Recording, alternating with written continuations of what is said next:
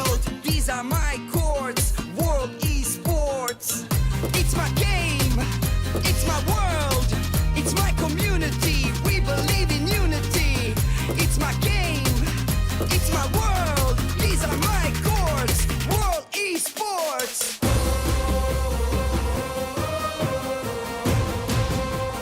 We believe in unity.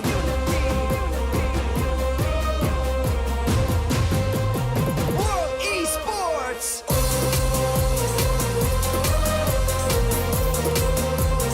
We believe in unity.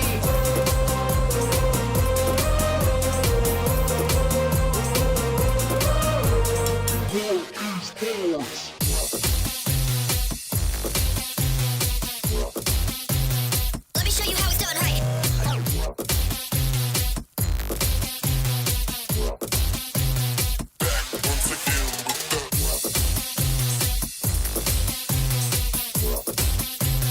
Let me show you how it's done right.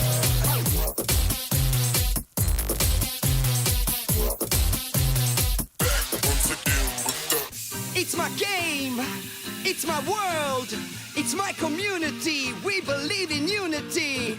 It's my game, it's my world, these are my chords. World esports.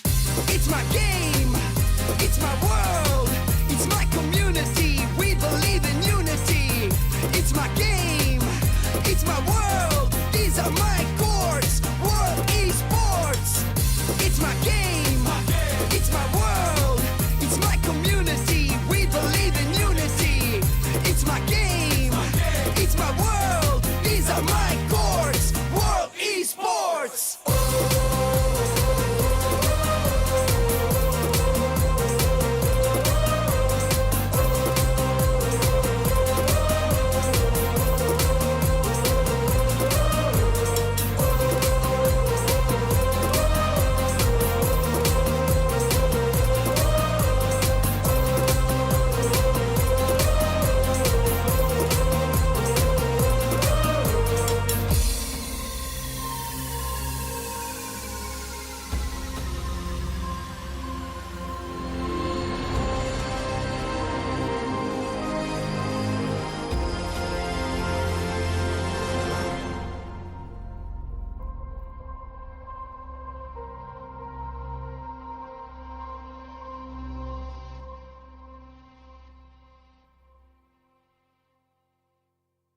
It's time for games.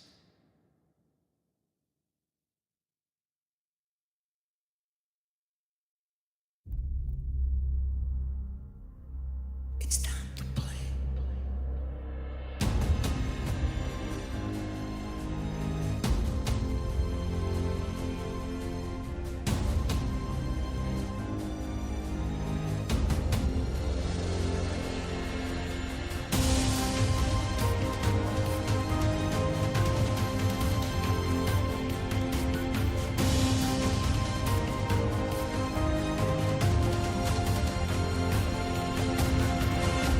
It's time for games.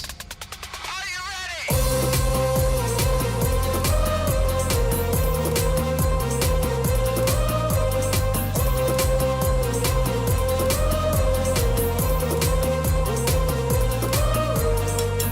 It's my game, it's my world, it's my community. We believe in unity.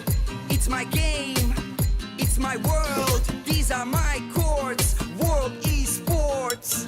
It's my game, it's my world, it's my community. We believe in unity. It's my game, it's my world, these are my chords. World esports.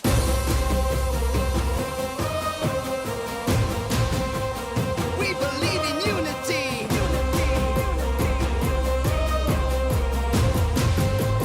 World esports.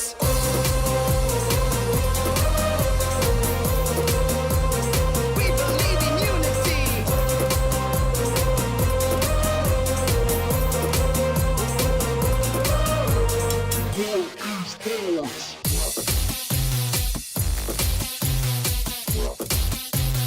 Let me show you how it's done right.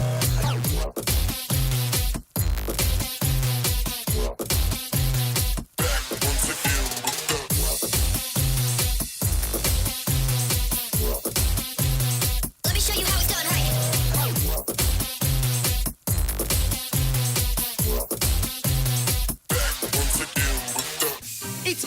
game, it's my world, it's my community. We believe in unity. It's my game, it's my world. These are my chords. World esports. It's my game, it's my world, it's my community. We believe in unity. It's my game, it's my world. These are my chords. World esports. It's my game, it's my world, it's my community. We believe in unity. It's my game, it's my world. These are my chords. World esports.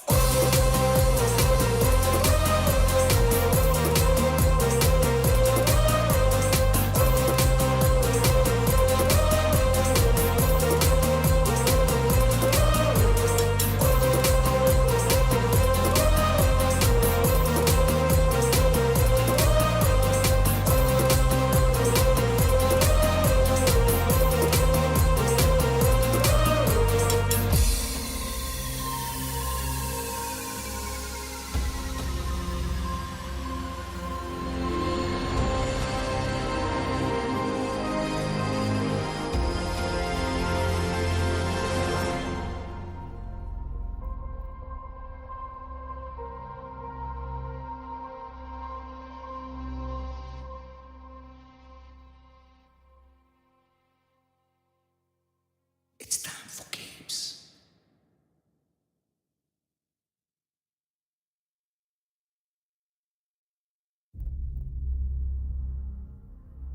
It's time to play.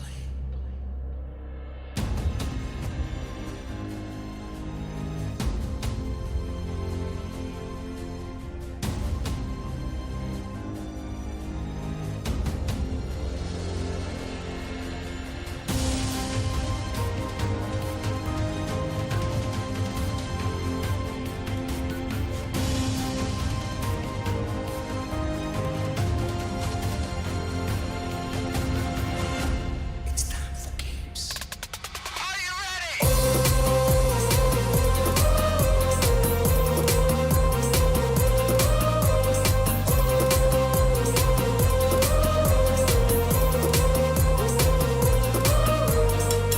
It's my game, it's my world, it's my community. We believe in unity.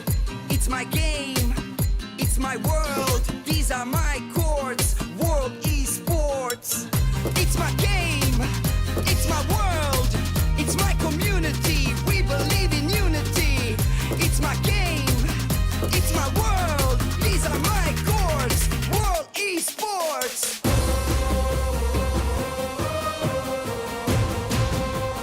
We believe in unity.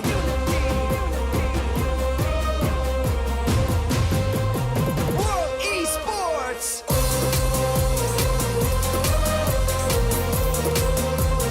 We believe in unity.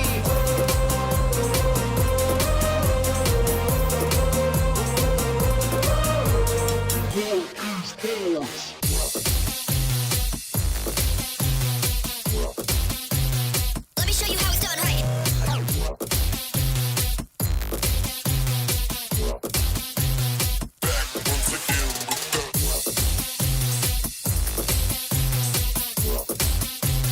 Let me show you how it's done right.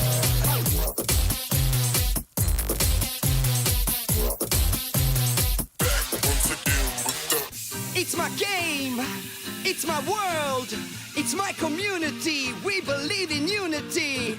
It's my game, it's my world. These are my chords. World esports. It's my game, it's my world, it's my community. We believe in unity. It's my game, it's my world. These are my chords. World esports.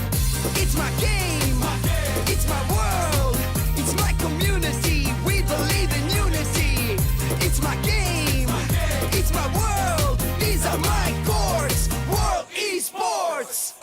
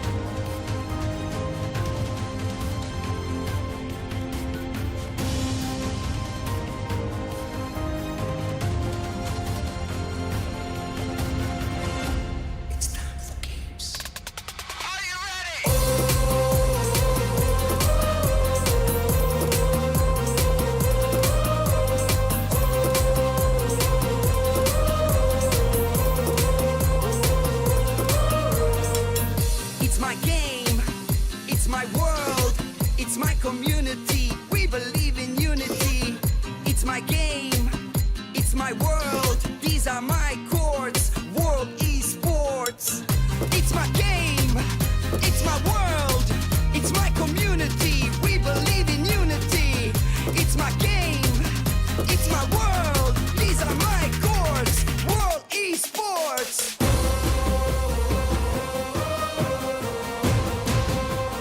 We believe in unity.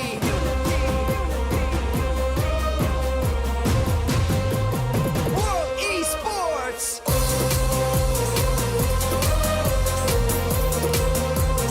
We believe in unity.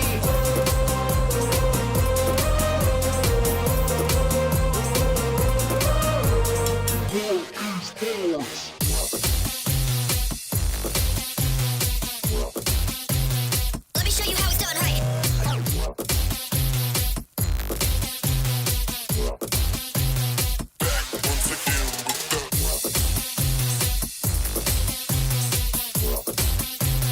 Let me show you how it's done right.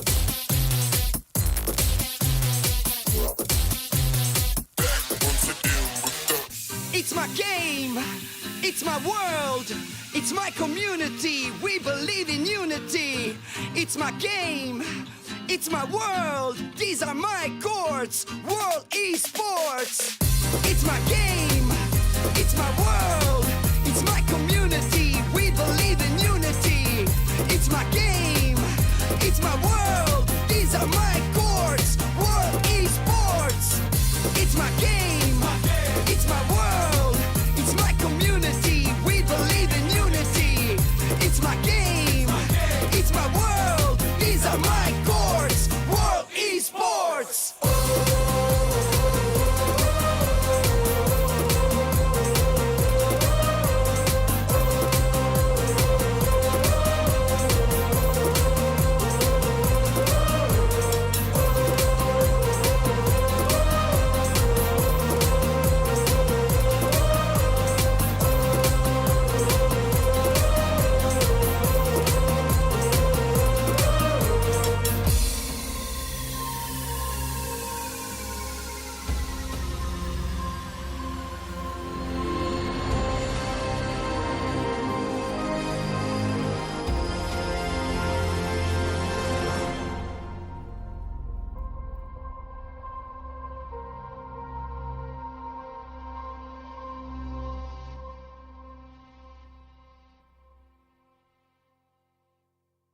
It's time for games.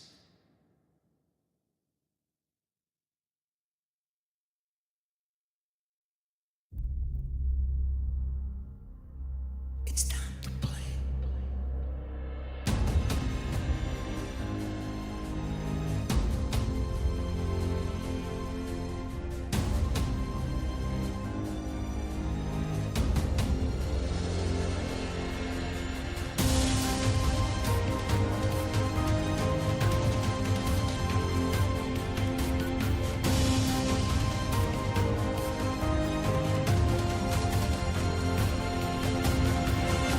It's time for games. Are you ready?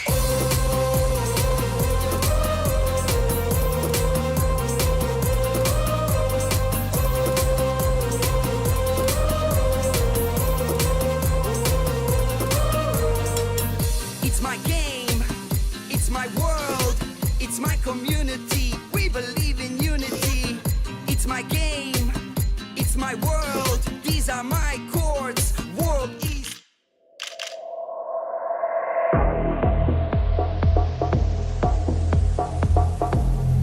Yes.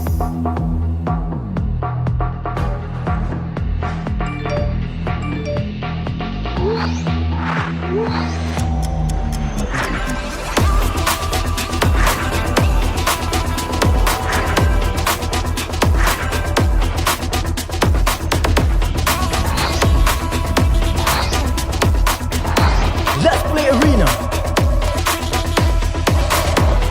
Tournaments.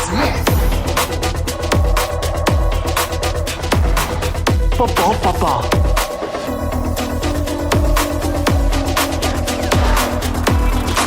Game shop.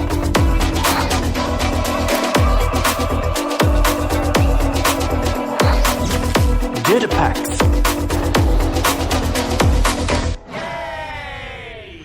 Pomo ကောင်းမွန်သော gaming အတွေ့အကြုံများအတွက် Atom ရဲ့ Let's Play Arena ပုံမကောင်းမွန်သောနေ့တင်များစီ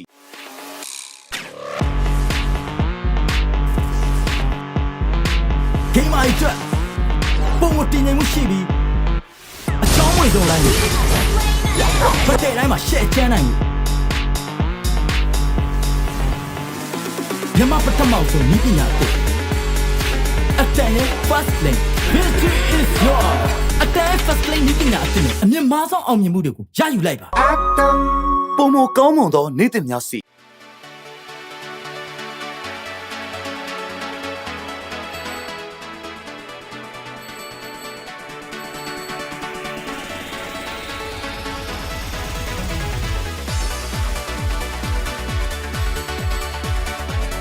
နေရာဝင်ချွေးနေပါလားဒါဆိုရင်ဒါငါတို့အောင်လုံးကြိုက်တဲ့ royalty ပဲရင်းနှီးတစားဆုံးရှုံးမှုများကိုပြန်လည်ဖြည့်တင်းပေးမယ်အကောင်းဆုံး royalty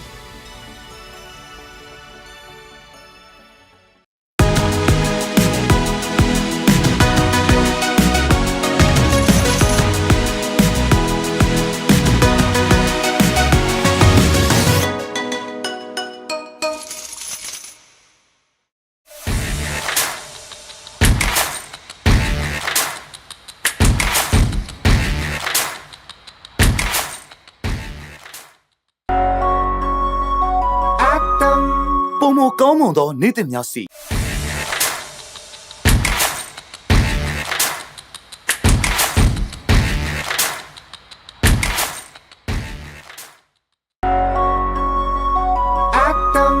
ပုံမကောင်းမွန်သောနေ့တင်များစီ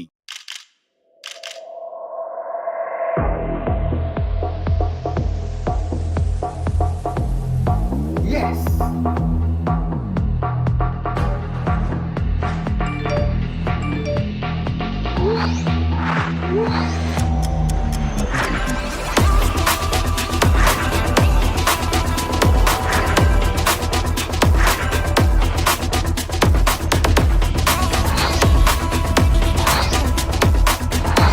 Let's play arena tournaments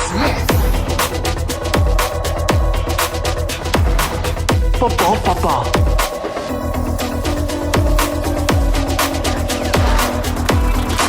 Game shop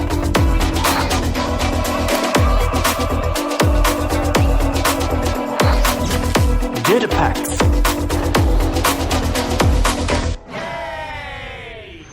ပုံမကောင်းမသော gaming အတွေ့အကြုံများအတွက် Atom ရဲ့ Let's Play Arena ပုံမကောင်းမွန်သောနေ့တင်များစီ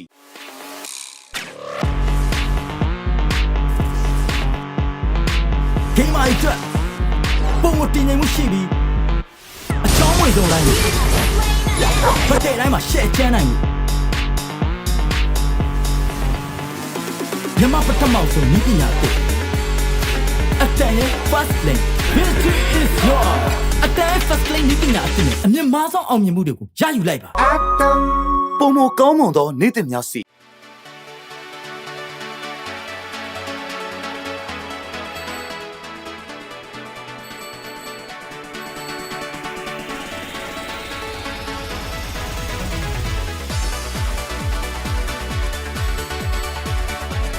နေရာဝင်ချွေးနေပါလားဒါဆိုရင်ဒါငါတို့အောင်လုံးကြိုက်တဲ့ royalty ပဲရင်းနှီးတစားဆုံးရှုံးမှုများကိုပြန်လည်ဖြည့်တင်းပေးမယ်အကောင်းဆုံး royalty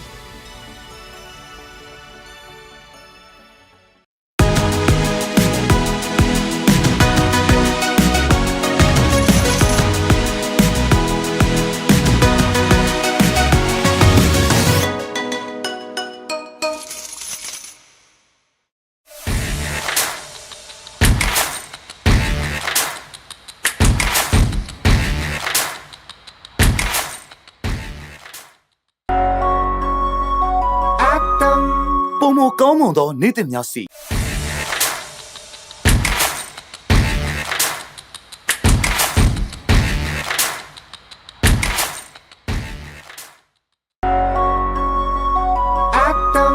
ပုံမကောင်းမွန်သောနေ့တင်များစီ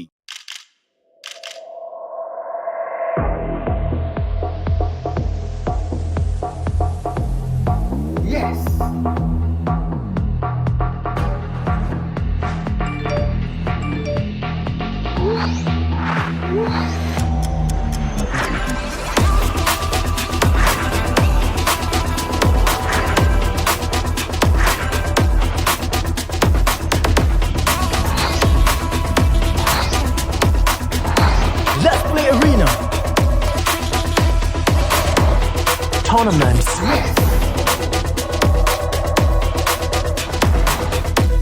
Papa.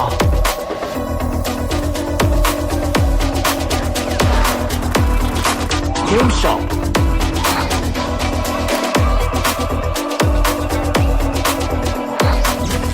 Data packs.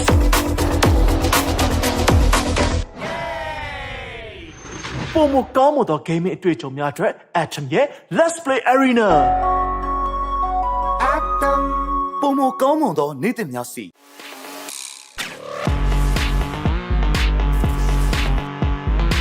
Game အတွက်ပုံမတင်နိုင်မှုရှိပြီးအချောင်းဝင်ဆုံးလိုက်လို့ဖတ်တဲ့တိုင်းမှာ share ချမ်းနိုင်မှုမြန်မာပထမဆုံးဤပညာကိုအတန်ရဲ့ first lane victory is yours အတန် first lane ဤပညာအစ်အမြင့်မားဆုံးအောင်မြင်မှုတွေကိုရယူလိုက်ပါ ပုံမကောင်းမွန်သောနေ့သစ်များစီ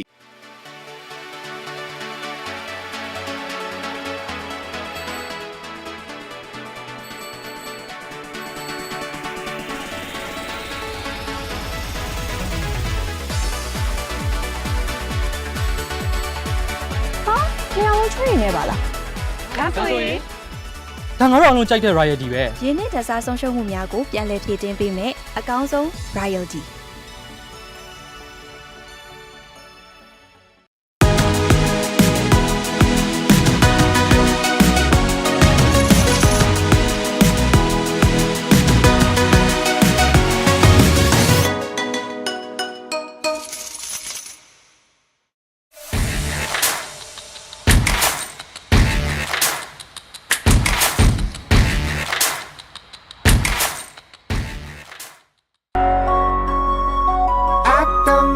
ပုံမကောင်းမွန်သောနေ့သစ်များစီ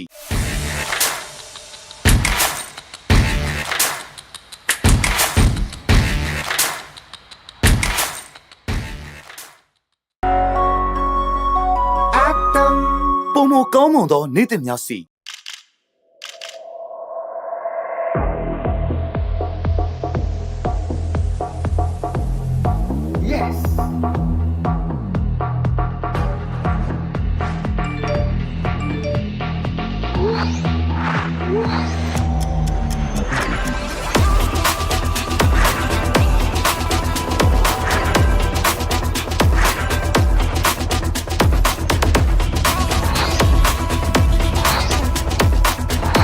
Let's Play Arena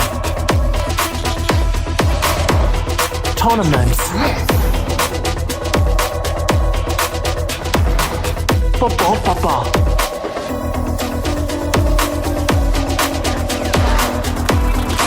Game shop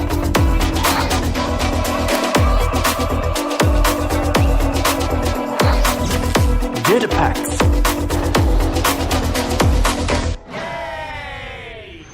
Pomo ကောင်းမွန်သော gaming အတွေ့အကြုံများအတွက် Atom ရဲ့ Let's Play Arena ပုံမကောင်းမွန်သောနေ့သစ်များစီ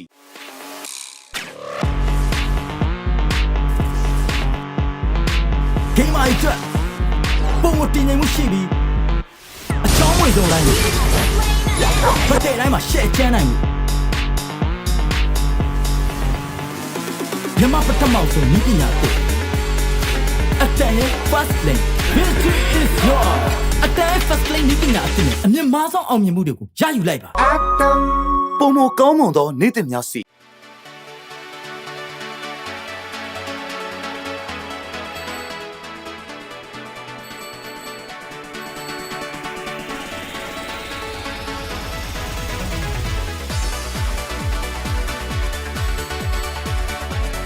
လျှောင်းချွေနေပါလားဒါဆိုရင် ဒါငါတို့အားလုံးကြိုက်တဲ့ royalty ပဲ ရင်းနှီးတစားဆုံးရှုံးမှုများကိုပြန်လည်ဖြည့်တင်းပေးမယ်အကောင်းဆုံး royalty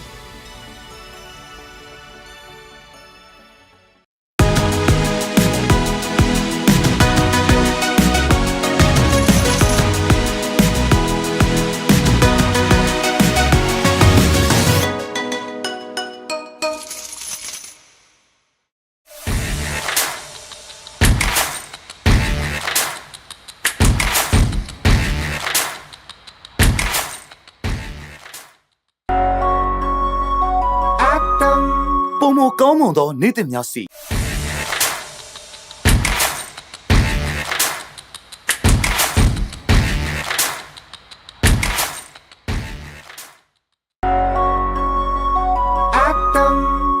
ကောင်းမွန်သောနေ့သစ်များစီ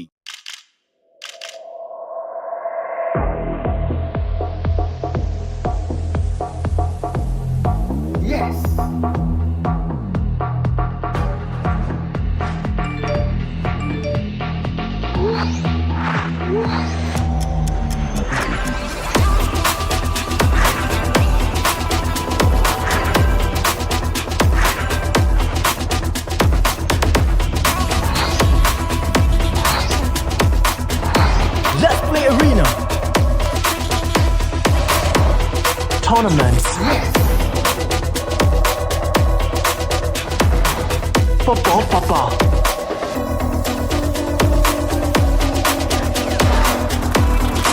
Game Shop.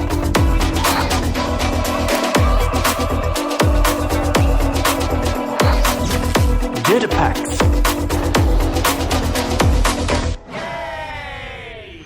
Pomo ကောင်းမွန်သော gaming အတွေ့အကြုံများအတွက် Atom ရဲ့ Let's Play Arena ပုံမကောင်းမွန်သောနေ့သစ်များစီ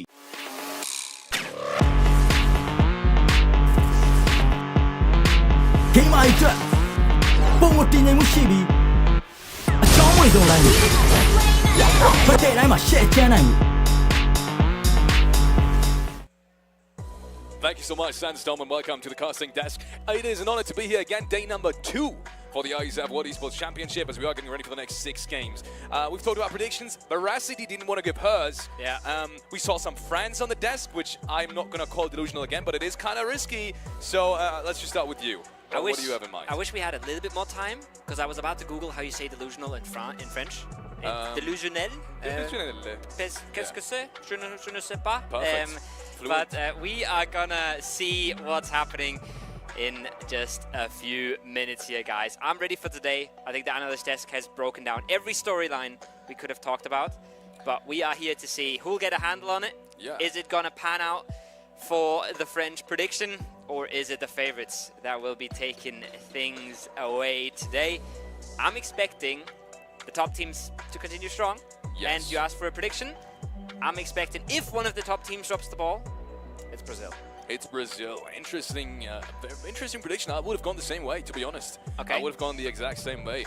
Brazil has surprised us. We said over the first 2 games yesterday that they weren't necessarily meant to be that high up, just based off of the roster and the experience that they have between them. And I said that it's obviously a strong region. Even the teams that are lesser known there have incredible gun skill. And this is what they've shown up as well. In these 2 games, they've done almost no mistakes, and at the same time, won almost all the duels that they had. But can you keep it up in a lobby like this against all these favorites, against Ukraine being as consistent as can be, and they even could have had an even better day. Let's be honest, they should have had a better day as well. They threw away some of their chances. So if you were to ask me about my predictions, I'm gonna go with Ukraine having another strong day. I think these guys are in the spirit of just plowing through now. I think they've got a good grasp and feel for the lobby as well. We saw them especially have tough games as well and still come out on top. Right? Remember that Miramar game with the tough rotation to the southern side? That's crazy to me. Yeah, that's the difference, Micah, for me as well. Because Brazil has shown fabulous team fights, really good team play. Yeah. They very rarely lose a member when they fight a solo or a duo, and they dismantled Ukraine in that Erangel game.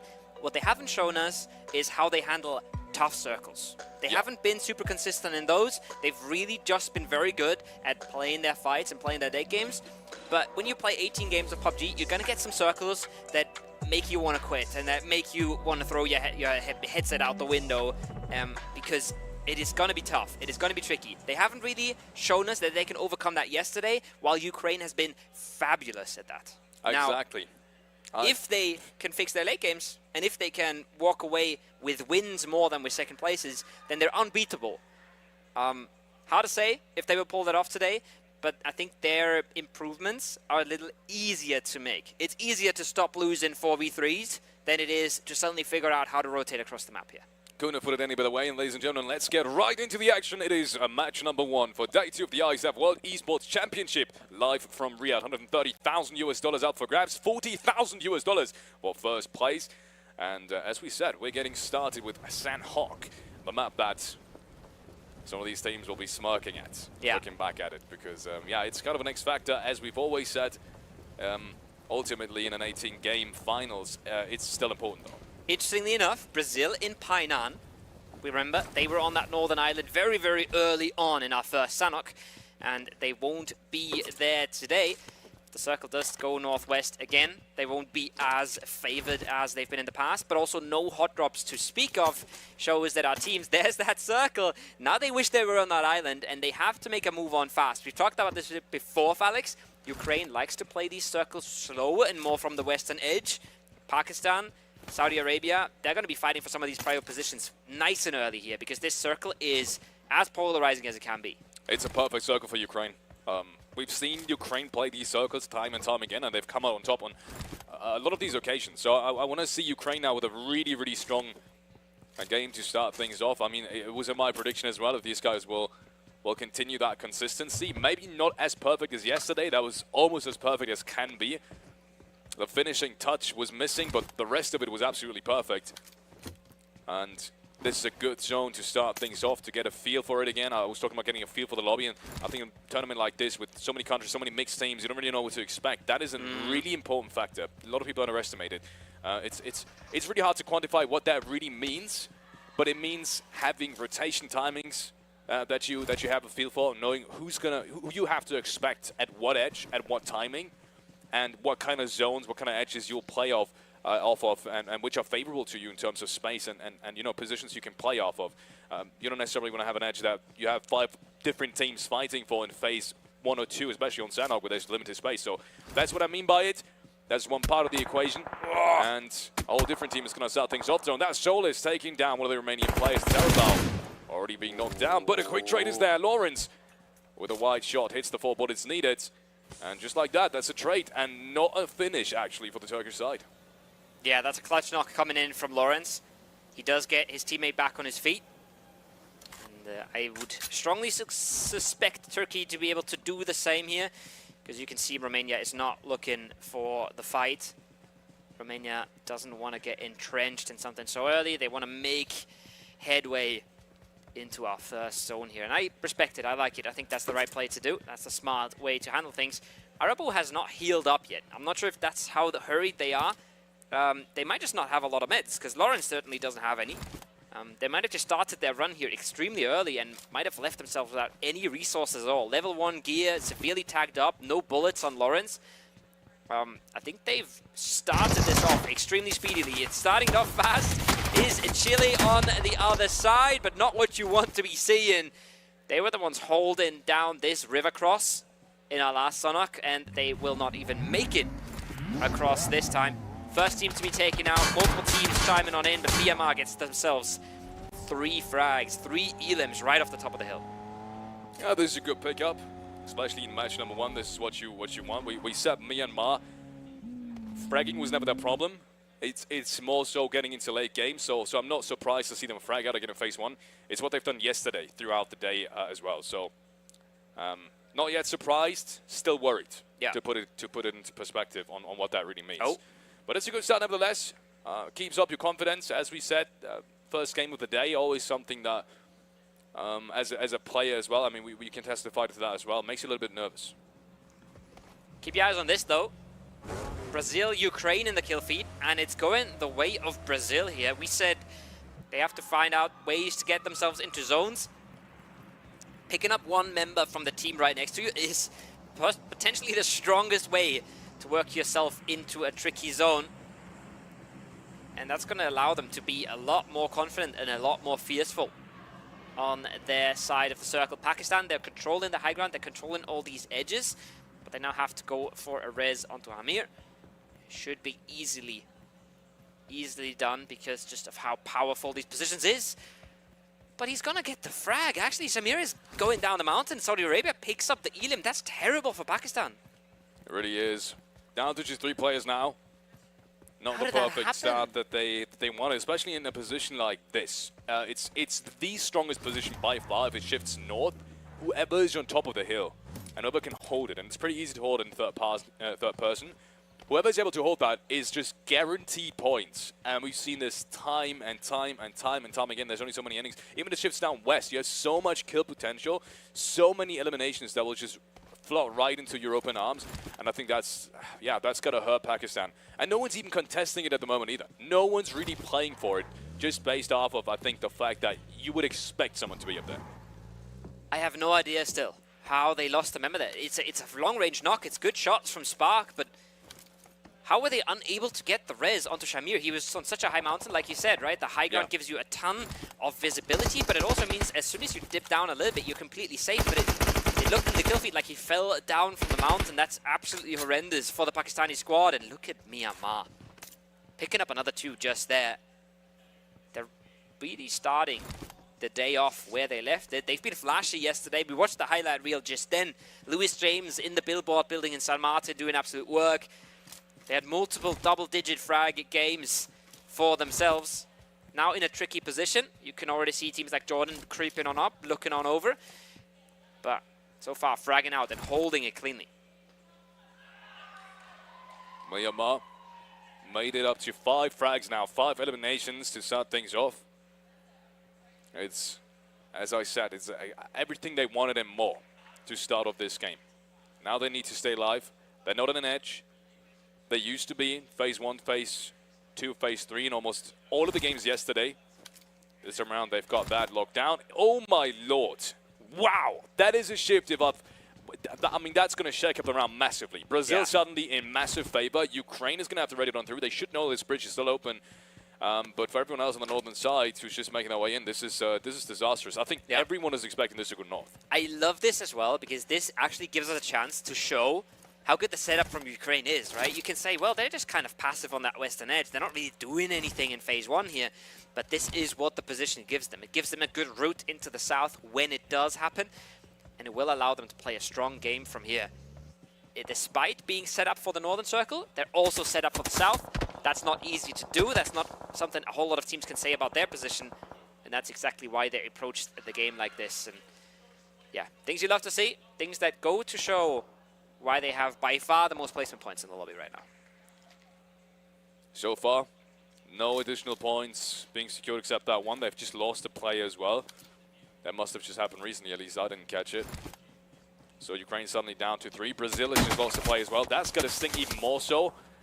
They have him rest back up, apparently. So maybe that was just a long-range knock and he's not really in danger. He's got that first hit going through as well. So okay, Brazil, never mind me, still in a good spot, still 4 players up. And I think that was a grim reminder of them not throwing this round away. We said it as well. The desk said it as well. Natura and DK especially, they were talking about it, right? That Brazil has been perfect in closing out these games that they need to, but the rest of it has been kind of shaky just a tiny bit. So this is one more chance for them to prove that they are indeed made to finish off the games that they should. And yeah, everything's going for them right now. Good zone for them. Turkey making their way across the bridge, spotting France in the distance. Maybe a bit of damage connected, but no knock just yet. And Scarface doesn't have a whole lot of meds here. He's going to first aid up once, and then he's got to get his way into zone nice and fast, because they are very late to this circle, and whenever it locks, more and more damage is going to come in. Mongolia still under pressure from Saudi Arabia, I believe, from the other side. They're having a hard rotation into this. They might get one of these reses, but it's not long-lived, I can tell you that much. Balia is out of this. Endless might get res, but Suki, I'm not sure if he's trying to go for the res, or maybe he's just happy to get the loot at this point. Get himself some meds, maybe some util, to try and make this one work, as we see tons of teams struggling here. This is Sanok when the circle doesn't come your way. You're running through forests, getting picked apart, or you're going into a mad send with a vehicle without really knowing where you're going to end up. It's cruel, it's rough, and you might just find yourself in a bit of a trap here, like France. Oh, I'm not fancying their chances right now, Alex. Good takes coming out from Catch. There's no knock though just yet. And you said you don't fancy that chances. Oh, it does look grim. That does not. Okay, it's just the observer. You know, Takeshi seeing that. No worries. No worries. I was worried for a rehost, but no, ladies and gentlemen, we're back in action. Egypt on the other side, southwestern side, will have a relatively easy entry. We've seen these guys finish off the last day massively. Good start, good comeback as well. That was the biggest jump that we've seen any team make yesterday on the overall leaderboard. I think it was something like 14th, 13th, maybe even below that, up towards the 8th, 9th position, so middle of the pack. Yeah. That's exactly the kind of performance you need coming off of the African Esports Championship. And that's what goes to show as well, right? Everybody's still in this. Yes, we've played a full day yesterday, but everybody, even at the bottom of the scoreboard, even if you're Mongolia and things have been going terribly for you, everybody can still make their way into this and make their way into the top 8 at least. Egypt, they showed themselves yesterday as well. They realized, hey, we're good at this. We can play this. Yeah. I talked to their coach and their sub a little bit, and they said, I just told the boys, just play your hearts out and just no holding back, no doubting. We're just going the hell in. We've got every elim we can. And look how it panned out. So, crazy game from them yesterday. It was you, essentially you who did it. Yeah, giving themselves a little bit of... No. He was telling me what he told the boys. I didn't have a say in that. Never mind. I was about to... you got into that coaching role. I was no. Yeah. Wouldn't have surprised me either, to be honest. But what I'm saying is they showed themselves that they can do it. They didn't show us or the fans or the viewers only. They showed themselves that they can do it. And that's going to be big coming into games like this, where now they will have to hold their edge. It's not going to be easy. They'll have a few teams coming their way if you're just looking at the map right here. They will have to hold their ground. But if they manage to do so, they're looking pretty good in this. Brazil's in a really good spot. Egypt is now making their way into the southwestern side again. This time around into the safe zone, though. They will have a pretty decent entry. France is fighting all around that southern side. Good shots. Turkey is barely fighting inside the safe zone. And still got Look at this angle. Inside the blue. This is massive. One more knock comes through and France is eliminated just like that. More frags being picked up by Turkey, but they have a lost player in the process too. So it's not been without casualties for them. Big play from Solkai though. Going into the blue there, opening up the angle. He basically single-handedly dismantles France. Now 2 more teams knocking on the door. Bulgaria wants to third party this. They've been found by Indonesia. The flying shotgun comes out. Sicario wins it for now, but there's more coming his way. It's going to be Indonesia that wants to close this edge. Kausa, though, what can you really do at this point? He's driving circles. He's trying to figure out where to go, but Turkey's got him in his sights. And it is Turkey who seem to be coming out strongest out of this situation. Remember, they didn't have a whole lot of meds going into this, but now they have a few body salute. They have some chance to pick up gear and make their way on through. It's not going to be an easy way, Felix, but at least they've picked up 7 items already. Exactly. I mean, it's been the storyline for Turkey throughout the entirety of this tournament. Yeah. And not only this tournament, but throughout the ISF qualifiers and maybe even last year as well, right? They get a bunch of frags. They're great individuals. But it seems like if they don't get the massive big rounds where they, you know, essentially frag from start to finish and win the round as well, then they're just falling short of actually winning the tournament. And both of these things need to work together because they start fragging so very early that if you know, your winning probability just goes down low. But I'll take myself back because we have another big fight coming up. It's Brazil being knocked down by Lorenz. And it looks like it's a 2v4, 2v3 now with obviously Adrian knocked. Still very possible for Brazil. That Molotov's going to slow things down. Lorenz isn't going to be able to get the flush, meaning Brazil might just stay alive as 4. They need this. They need this. They had a really good setup for this. They had a really good setup against the push with Rafa on the hill doing tons of damage. But then they left Adrian a little bit too alone in the building. This could be a grenade. It bounces just straight on past. Seven's going to get a better one in. It's beautiful. It takes down Romania to 1 player, just Christian below the bridge. The single bridge troll left for the squad. What can he really do out of this? He should never be able to make the cross to the compound anymore. He's hoping to pick up someone now, pick up a singular frag on a team rotating through without being aware. But Brazil with a full reset here is important. We've praised their team play. We've praised... I've said it myself, how rarely they will lose a solo or a player to a solo. It almost happened right there. But they got away with a scare, they got to reset, and they will play this game as 4. Really disciplined again. Get the Molotov out, get everyone up and ready. No, you know, someone was watching the left-hand door. Yeah. The other one was nading inside. There was absolutely no chance for him to do anything in that round. No one was overcommitting, no one was taking 1v1, so good on Brazil. They're showing us that that discipline is to be rewarded. And yes, they've rewarded themselves twice already in this tournament.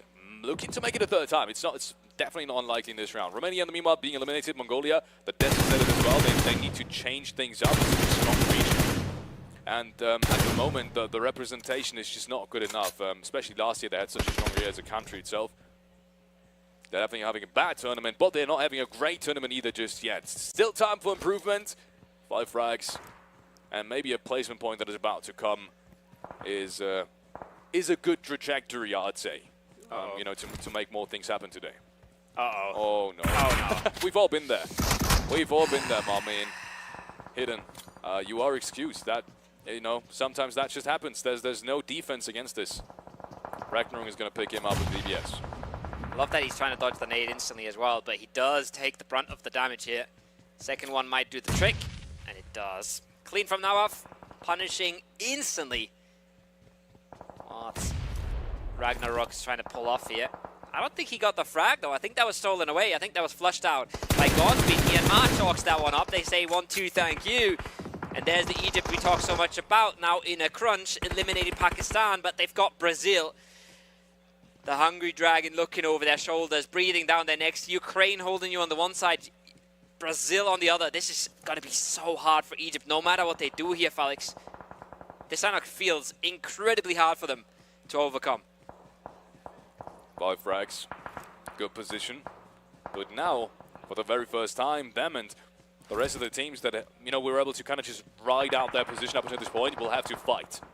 There's no more coexisting up on that southern side with that circle that has so much water, and that's going to be, it's going to be absolutely brutal for anyone. I don't see a way where Brazil, Ukraine, Jordan, any of these teams can stay alive and coexist. Like, I think there's going to be one team maximum on that southern side, outside the team in the compound towards the eastern side of things. So crazy, and there goes. Sloney is going to be able to maybe pick up some prize. Yeah. That nade is going to get the first one. Kronai goes down. That's a good entry. It's a good entry. There's a second one almost on Arthur. Again, peeks out with the nade in hand. He's trying to get something, trying to find an opening, but it's not meant to be. A bit of damage into Havlik will take him down, even if it's the blue zone. But Ukraine is getting the better half of it. Havlik not going to be able to stay alive in this though, and he's not going to be getting res. That's a phase 5 blue on their backs. Ukraine, they would have loved to stay clear in this, clean this up, but they haven't been able to, and now Brazil is looking on the doorstep. That's a big one for Tulika. He might almost get the second. It's a good spray. It buys them time, but I say it buys them time. It's just him at this point. Yeah, just him, and he has to be cut off the sidelines from across as well. And yeah, you can see the Brazil player is already being picked up. He's been transported into the car, and they've already made their way across into the next safe zone. So it's going to be really unlikely he's going to get that flush, but I think he's going for it, and I think he knows that is his best chance, maybe outside of grabbing the last player from Jordan. But I'm not sure if they have the information that he's somewhere around that area. Looks like he just wants to barely get past any of these players towards the deep southern side. Maybe make it inside somehow. Myanmar's still in trouble as well. It looks like they have a pretty good position, but the sidelines are really tough over there. So everyone almost can see everyone. Yeah. It's a pretty weird thing right now, this circle. And I haven't really seen this circle either, especially with this shift. Tulikat is trying to buy time, trying to hold out. Nice, it's been spotted. The damage is coming on in. The game's up now. Myanmar is controlling the northern side here, Felix. And they're not letting anyone slip away. But just this attention going towards the solo might have just bought Tulika enough time to at least make it into the circle. If he has, the next shift is going to be even harder. Brazil is going to have him on their mind as well. But every single placement point he can get reduces the amount that Brazil can really catch up in this game. Kyrgyzstan as well, don't forget about them. They're looking very green in that live leaderboard right now. They're in a pretty position here, holding on out, holding as 4. They're a force to be reckoned with. Absolutely. Naptura on the desk said it as well. She was expecting Kyrgyzstan to have a great day, continue that consistency that they've shown. They've been able to close out the big games, as we said as well. She also said France would win this. Yeah, to be fair. One of which is more likely than the other one, but I know, anyways. Looks like Brazil is opting to go for that deep breach. The cars haven't really stopped at a perfect position. Smokes are not bad.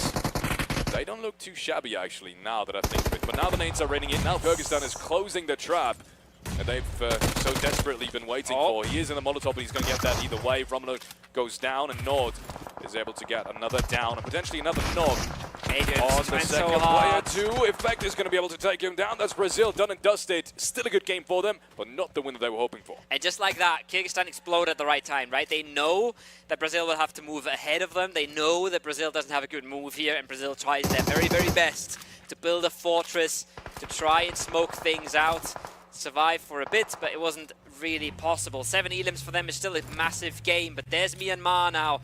looking to continue the rampage. They know about this solo, they know about Nawaf. They've stolen a kill from away from him earlier. Look at the damage coming in. They're so clean right now. They're so good in this game. And if they find knocks towards Kyrgyzstan here, it might all be doable, but it's Tulika from the backlines that helps them out. Yes, Tulika might just be the deciding factor No in way. this end fight. He's taking down Zarek. He's looking for another one now. He finally gets taken down by the blue zone, that's but he's so done big. so much damage. And he might have just given the round to Myanmar. Maybe Effect is going to get revived, but after that, it might just be a 2v4. No chance in this round. Insane. As Kyrgyzstan goes.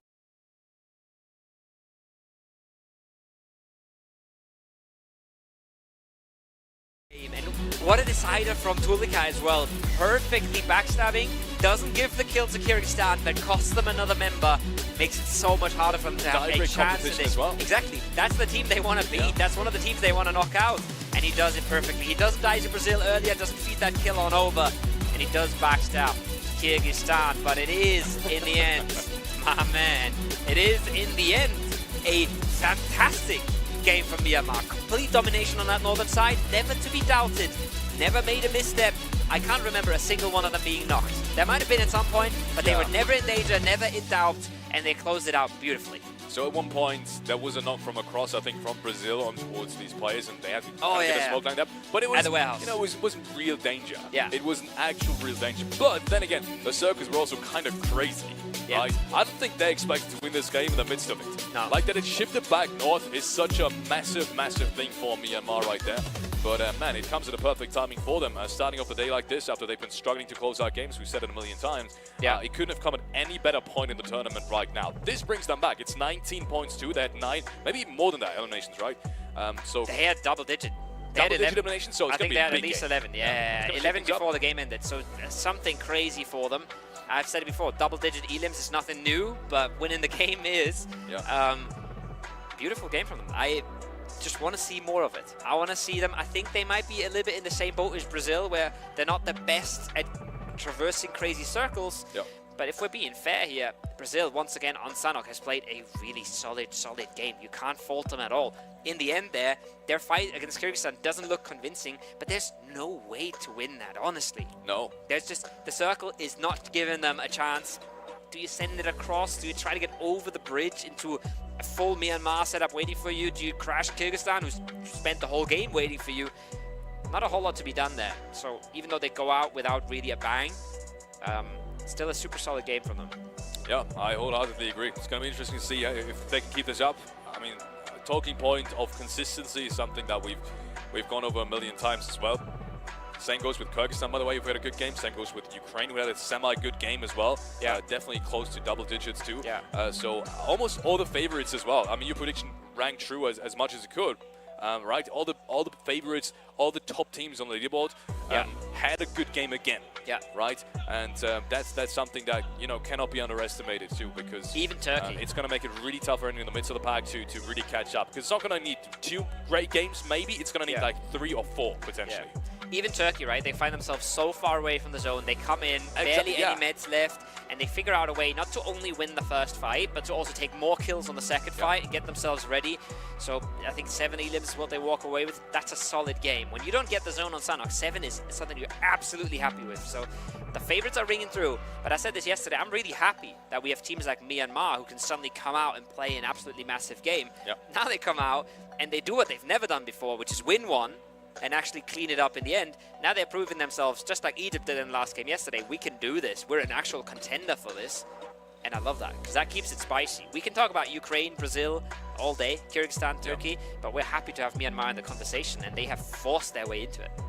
Yeah, another contender potentially. We'll see how today goes. They need the placement points. It's ultimately what it comes down to for them. The fragging power has come through, and I have to wait and see how it works out with a couple of tougher zones. Yeah. Yeah. Enough from us, though. We have the hero from the Billboard yesterday. We just watched his highlights, and now we're going to see him on stage with an interview. It's Miramar. It is Lewis, Myanmar. Well, first of all, congratulations, Myanmar, winning this one. So the first question would be, how do you feel? ဒီပြောပါရောဘာလို့ဆိုတော့ဒီ one မှာကျွန်တော်အမိုင်းလည်းများခဲ့တယ်တခြားအသင်းတွေကိုလည်းလေ့လာနေရတယ်တခြားမစော့ခဲ့ရဘူးပေါ့ဒါပေမဲ့အခုလို day 2မှာပထမပွဲမှာနေချစ်ကန်ရတော့တော်တော်လေးပျော်ပါတယ် Yesterday we could not do much because we were studying the other teams and also we had so much of mistakes. But the first game in today we got a chicken. We are very happy about that. Amazing, I love that. Now, pretty much one of the things we really noticed, you won, but not only that, all your team members are alive. They're like making it happen. How do you manage to do that? ဘယ်လိုလဲဆိုတော့ကျွန်တော်ကတယောက်ချင်းစီကိုမှားထားပါပေါ့အကုန်လုံးဘယ်လိုပြောမလဲကိုမတရားအောင်ပဲဆော့ပေါ့ကိုမတရားဆော့ရင်အကုန်အဆင်ပြေသွား So our technique was we each other promised not to die. It's very simple, just don't die on me. One last thing, if you don't mind, teach me a word, a cool word in your language.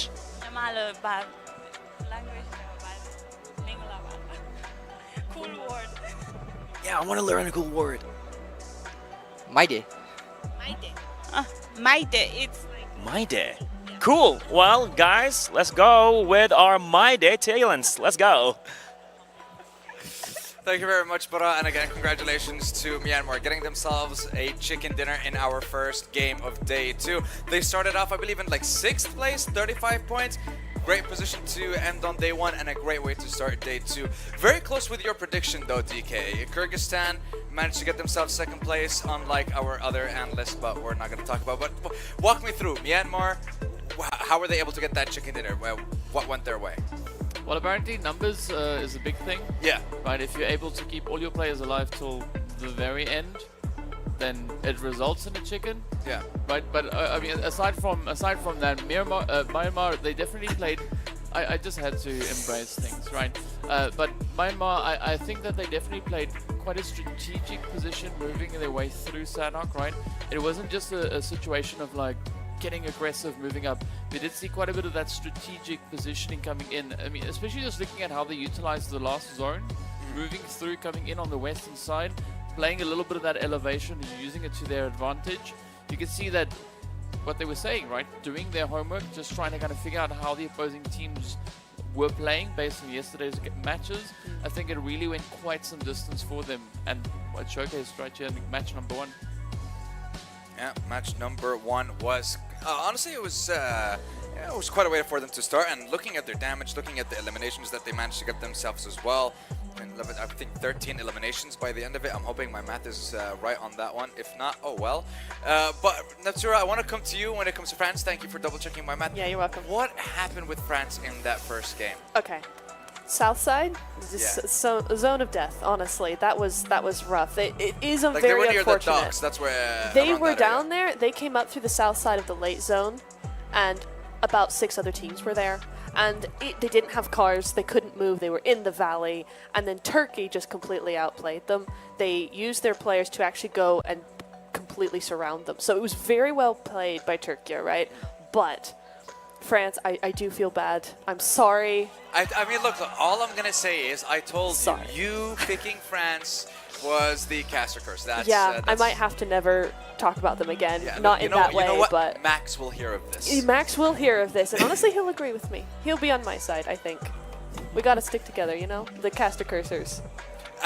You know what the sad thing is? I also caster curse in my region too, like to ridiculous levels. But let's focus on the MVP of the match, West from Myanmar. 6 eliminations with 837 damage, making it to the very last moment of the game with his full squad, and you love to see that. Yeah, you love to see that. But honestly, I want to ask about Egypt as well. Like they had a little bit of a good start, I want to say, but then when it came to them trying to get into the zone in the very late stages, do you think it was a little bit of a delayed move for them? Do you think they were a little bit late on their rotation I think it was the 4th zone as well when they ran into Ukraine? It's very hard to say, because this zone, I think we saw a very similar zone yesterday as well, right? The same zone. Very, very difficult. And I think on Sanhok, when it's so much smaller and you get that kind of zone with so much water, so much beach, so much open ground on it, even if they did hesitate, it's for real good reason, because you kind of know where teams will be, but there's always going to be that anomaly that messes everything up. And when you have such a difficult zone, it's like, okay, we really got to take time and actually think about this a little bit. So if they did hesitate, it might have been too long, but it's because they were trying to find the best move. So I can't really fault Egypt for that one in this example. Well, I definitely want to see a little bit more of Egypt. You know, I think they have the potential to get themselves at least in the top 5. I think that would be their goal. It's going to be a little bit difficult for them to fight for first place, but Myanmar with those 13 elims, 2 away from equaling the record that Egypt set up yesterday in our game 6. But how does this impact the overall leaderboard? We know that Ukraine was in the lead. We know that Myanmar was a decent bit behind them, but I think Ukraine obviously still has to be in the lead. Yeah, 90 points. I think maybe next game they'll be able to crack the triple digits, get themselves 100 points plus, and this is where I start to feel like Ukraine will get away with it a little bit. If they continue to play like they did yesterday, moving into today and we can just cancel day 3. Basically, you know, it might be, but we got to make it all the way through to the very, very end, right? You got to ride the storm all the way to match number 18, which is still some way away. But I'm looking at other teams a little bit further down, right? Jordan, they're getting closer. Right, we didn't see necessarily the best play from them, but that made it much further up in this first game here today, right? That they did. Again, we did see a similar situation where they find themselves moving into those last few zones with 1 or 2 players left.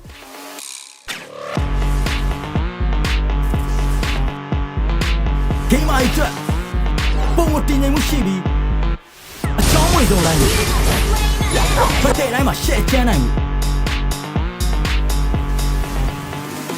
မြန်မာပထမဆုံးဤပညာကိုအတန်ရဲ့ first lane victory is yours အတန် first lane ဤပညာအသစ်နဲ့အမြင့်မားဆုံးအောင်မြင်မှုတွေကိုရယူလိုက်ပါပုံမကောင်းမွန်သောနေ့သစ်များစီ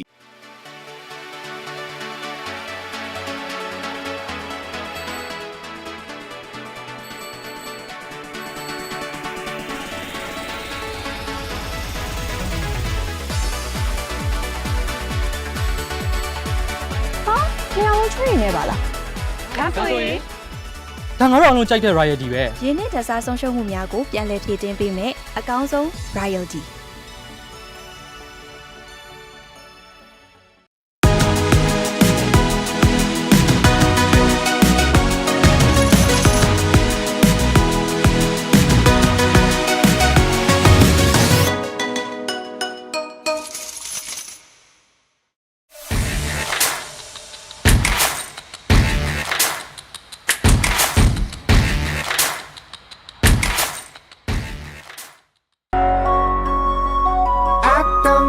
ပုံမကောင်းမွန်သောနေ့သစ်များစီ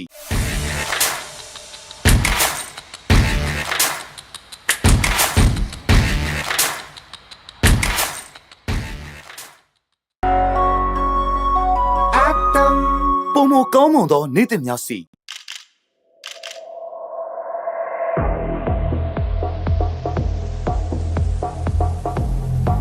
Yes.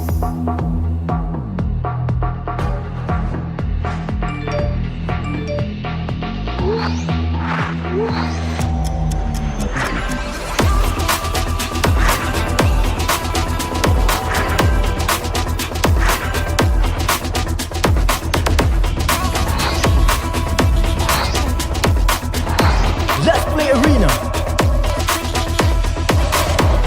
Tournaments. Papa.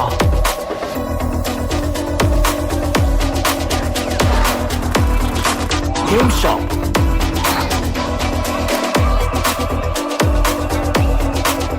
Ladies and gentlemen, that is a beautiful play. So let's head on right into match number 2 of day number 2 of the ISF World Esports Championship. Brought to you live from Riyadh, Saudi Arabia, the Kingdom of Saudi Arabia to be exact. And they said their predictions. Yeah. We haven't been too far off yet. Yeah. So give me your prediction again. Brazil. Brazil. They get to loot South George here. No problem for them on the horizon. The plane is problematic for a lot of other teams. This could be the zone they want. This could be the zone they need. Kyrgyzstan in Primorsk as well. Beautiful loot spot. Completely unbiased opinion from me. could set themselves up as well very nicely. They've done that before. Remember, they won a game ending very close to their loot spot earlier yesterday. So our favorites in good positions here, and depending on where the first zone sends us, we'll know a whole lot more. But I'll say it again. I'm keeping my eyes on Myanmar, right? They've gone through some hot drops that might not have been super necessary yesterday. They could just shake those off today, especially with how convincing they've won them in the past. And then maybe they can really, really shine. But I'm looking at that south of Pochinki area, Felix, and I'm getting a little concerned. The south of Pochinki area does seem kind of full, especially with that circle now. I'm getting even more concerned because you could have the option now. This is interesting. You could have the option now. If you find a car and you get all the own mates in there, you might just cross the bridge right away. But that is only if you don't expect Chile there or Myanmar on the other side. Yeah. But yeah, it's a weird thing. A lot of decisions now to be made relatively on relatively short notice. But first of all, let's look at some of these teams on the island itself, and that's Jordan finding themselves in kind of a weird spot as well. I'm assuming they're gonna take this as kind of a pit stop to maybe take down one of the Myanmar players and then go further. Because otherwise, I have no idea why they don't just go into military base. But we have another hot drop as well. It's down to Severny. I'm on the completely other side. This might even make sense for them because that rotation is a long way home. 3 teams in here. It's not 2, it's 3. It's not just Mongolia and France. Bulgaria is in this as well. And look at the map already. It's already looking nice for them. First 2 frags go towards Mongolia. Bulgaria getting themselves one as well. But they've got all the angles on this. They've got all the opportunities. Wouldn't be surprised to see them take the church as well. But hold that thought. On the other side of the map, Romania has just been absolutely swept aside by Jordan as well. Exactly. What's going on? So many early fights now. Jordan with the 4 frags now. This is incredible, especially considering they knew it was going to be a military base. You have everything you need for a big round. You risk it like that. That's you putting yourself unnecessarily in danger. But if it works out, who am I to judge? I mean, Jordan. That is aggressiveness. That is confidence, especially, that we haven't seen up until this point. I would have definitely taken a different route, but if it works out, hey, once again, who am I to judge? 4 points being secured, and you have the military base all for yourself. That's crazy. I'm just surprised that it's always there's always we can't get Miramar out of my head, can I? There's always Erangel that pops off like this. Remember the absolute madness we've had in the Cube compound further south yesterday with 3-4 teams engaging before Phase 1 even popped. It was absolutely mental. Now we're seeing 3 teams in Severny. And like I said, Bulgaria is in really good spots for this fight. We just haven't seen them been all that convincing. That being said, this is the teams that kind of really need a silver lining. This is the teams that really need a kicker to start them off. And like you said earlier, 100% right.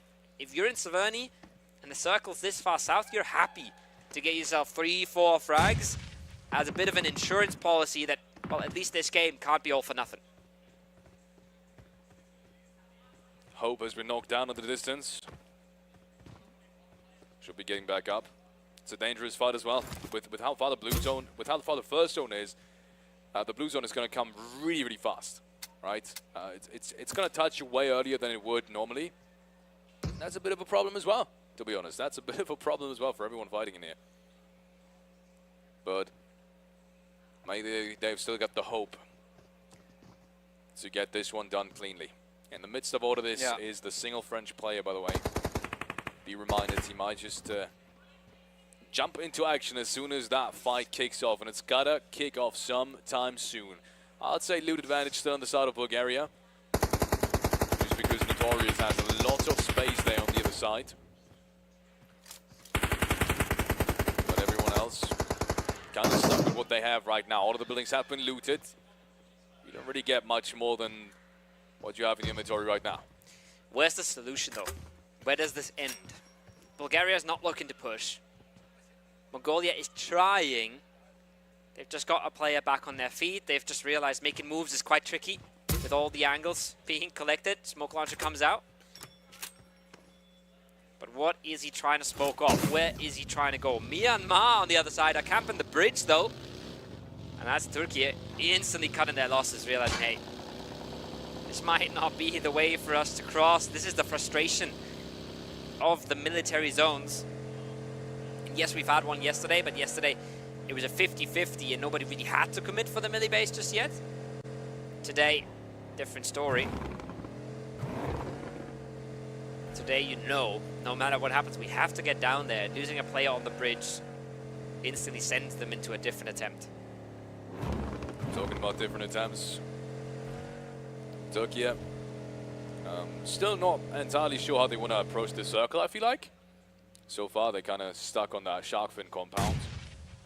And they have not made their way across.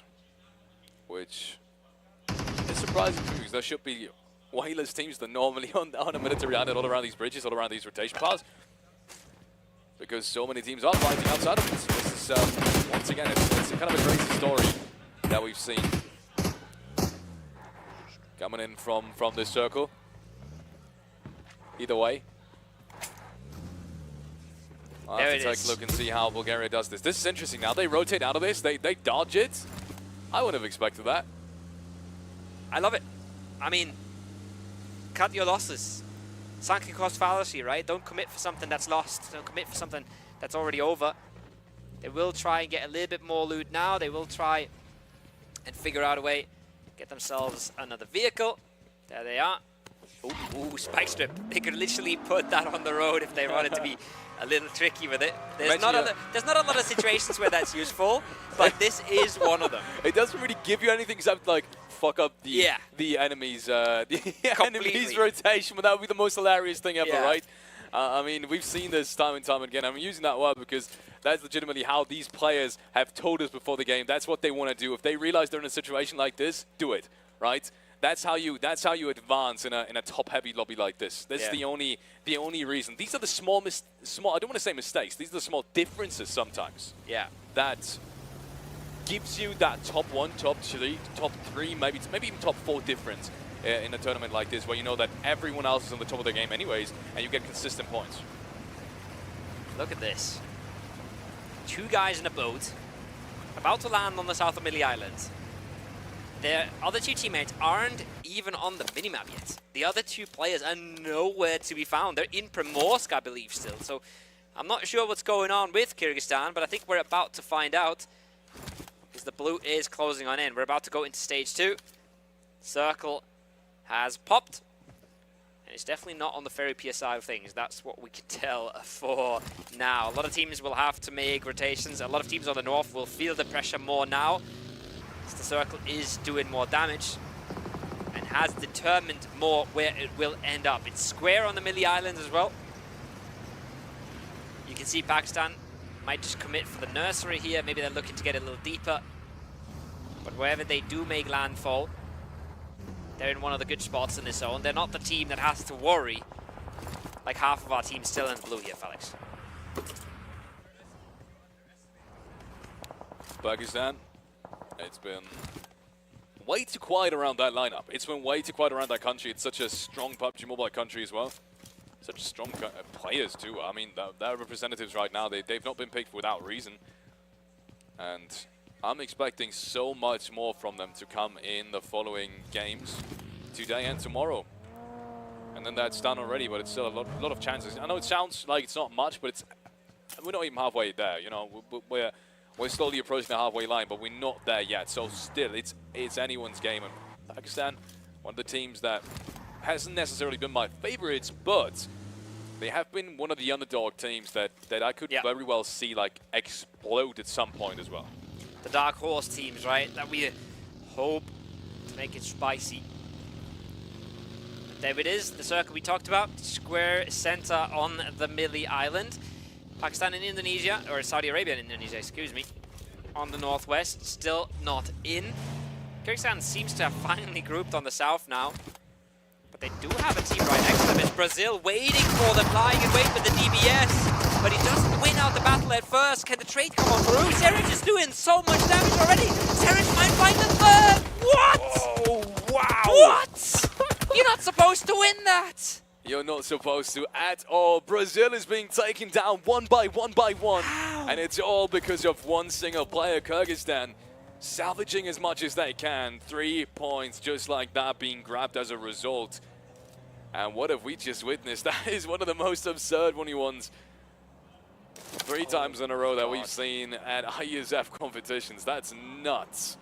What and happened that's there? direct competition yet again. That is the exact same thing we've seen last game.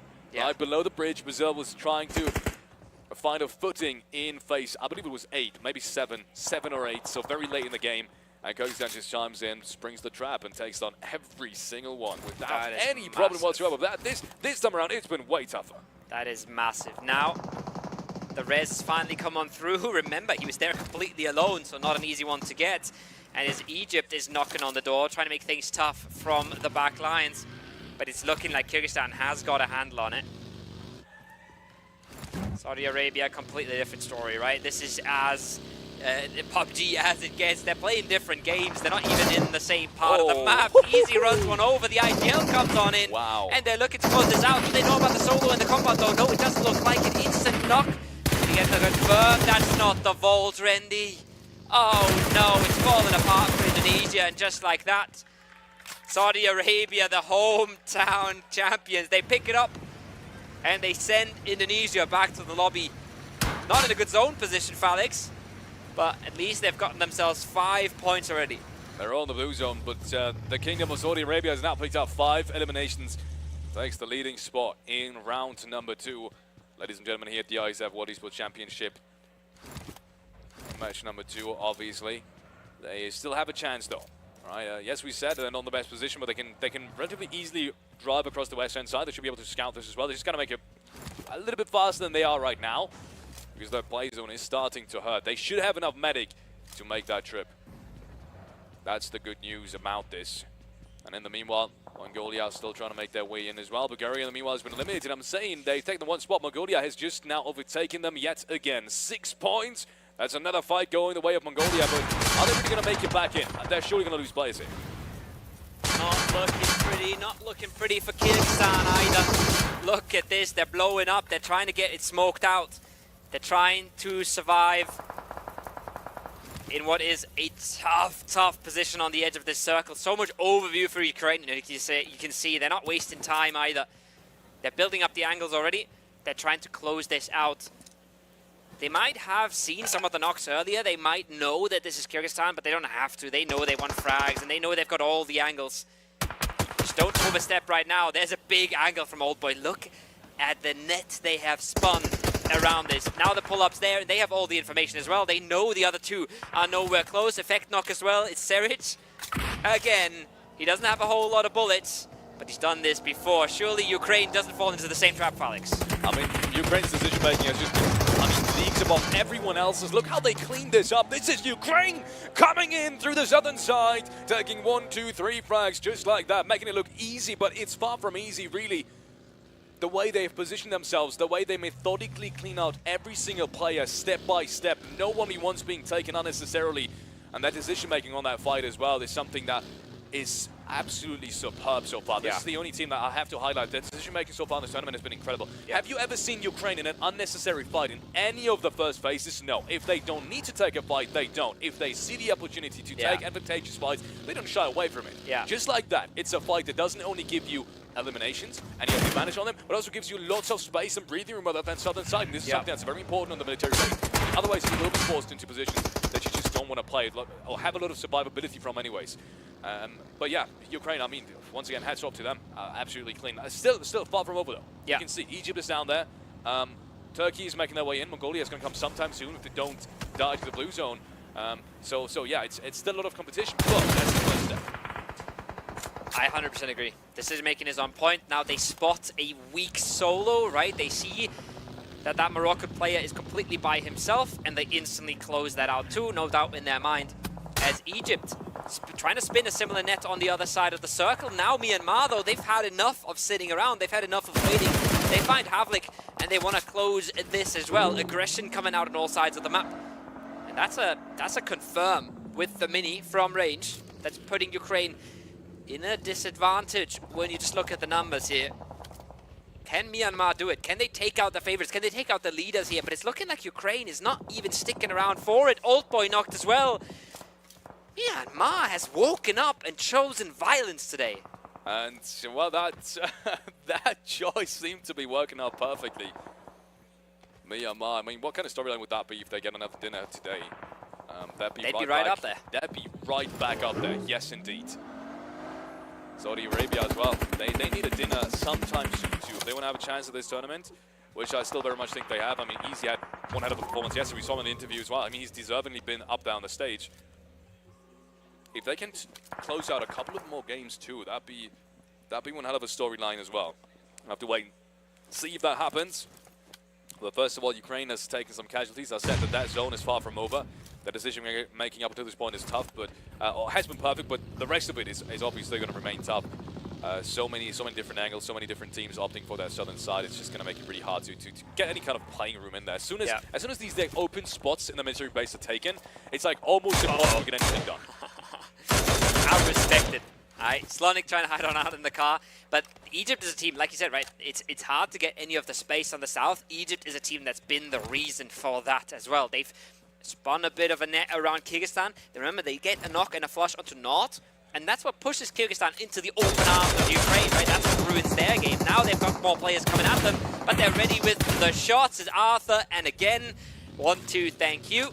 2 more elims connected, and another team right in their vicinity that now has nothing to stand in the way of Egypt. They're looking good right now. They also are picking things up from the aggression, trying to draw a little bit from the gameplay they've been exercising yesterday.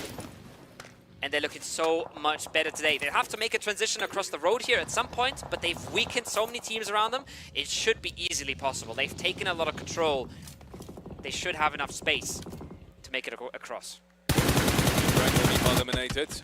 That's gonna bring joy to the faces, to the devices, to the phones of everyone that is somewhere around that top of the leaderboard. Turkey is one of them. Solos being taken out as well, though. It's gonna bring it back towards Myanmar and Egypt potentially to grab a big chunk of points and maybe get close to it, because all of the rest of the favorites are essentially out of it. This is kind of the opposite of what we saw last round, right? Yeah. Brazil is out. We have Indonesia, we have Kyrgyzstan, Ukraine, and we almost have Turkey being eliminated as well. Ketch is doing something though in the kill feed. Ketch is making this hard. He's gotten a second knock and a flush, a confirm on Myanmar. Out of the 3v1 that he was in, he's holding on for life right now, trying to keep Turkey in this and making it very, very hard for the Myanmar squad. Chile has been the team that's getting torn apart from all kinds of angles here, not surviving at all on the plains area, and there is the approach from Egypt, taking the space they want. But look at this. Myanmar is just bleeding players from all sides here. Couple of long-range shots. Couple of long-range shots that don't really connect, actually. A couple of long-range shots there, unfortunately, I haven't really found that target, because that would have been big. If he would have found a knock right there, would have given him a lot of space to reposition, which is what we see right here, right? Egypt is trying to find any kind of space, any kind of breathing room to set themselves up for the scenario that's about to come, which is everyone rotating out their military base, right? And that's sometimes really, really tough to kind of find what are the best defensive positions. You never know who's really attacking which positions, right? If a player on the left-hand side gets pushed aggressively, you don't really know where to defend that from. So I'm interested to see how Egypt is going to try and figure that out, if they do at all, because everyone else still has to make their way out in the first place, and that's going to make it tough. The only team that's really got 4 players left alive is Pakistan, but look how many teams are approaching right now, and I say that as soon as I do, Miracle is going to be able to take him down, DBS in hand. If they do have to make it out, right? There is still a chance that this goes melee base as well, and then Egypt has to set themselves up for an aggressive play instead of a defensive one. So I hope they don't overcommit to either side just yet. Like you said, it's not that easy to set yourself up. You don't want to stretch yourself too thin, but you also need multiple angles. So tricky subject for Egypt, but you'd rather pick their side than be a Jordan right here, who will extremely likely have to cross that airfield very soon. Even if they don't have to come out of melee base, they will still have to cross that entire open strip. And they'll be very happy that at least they took out one of Pakistan. Once again, that makes your approach so much easier. Do they know about the solo in their backlines though, Felix? Because that's what I'm not 100% sure about. Nobody's looking back, at least not actively. So I think there's a chance they get caught by surprise, but there's also a chance a team like Pakistan just looks over their shoulder and takes care of the problem for them. I think Spark has not been spotted yet. I don't see anyone from Jordan really looking back. I mean, Miracle and Leith, they are scouting around, but more so towards the west hand side and like the east hand side. No one's really looking north. So Spark might get himself an opportunity to take down one of the players. If he'd be able to take down more than one, I'd be surprised because of the way they're positioned. But yeah, okay, never mind me. So Clever has got a pretty good angle. It's just really tough to spot after the line. And there he goes. It's going to be picked up by Pakistan, actually. No chance for Saudi Arabia to do anything about it. And just like that, it's another team gone. Top 5. And Egypt with that next circle shift, in my opinion, still has got the massive advantage. Yeah, that is a big, big shift. The circle could have still gone anywhere, but it goes so hard to the south that Jordan is not just looking at crossing the airfield, they're also wondering where to even stop. They're eyeing up Pakistan here, and I think that's probably the best bet for them. But we still have Turkey in the dip as well, trying to hold their ground, trying to make this as hard as possible, and then Egypt to really just have to not lose this game, right? This is their game to lose. They know that. They know they're setting up for it, but they don't have to react until Jordan makes it across here, and that's the first move coming out. Is it in the arms of Pakistan? It looks like it. They still have a bit of time to use this dip here, maybe fly around a little bit. They're going in though. Double setup ready from the Pakistan side. The DBS comes out, but Clever, oh, he can't connect. It's 2-for-1 trade.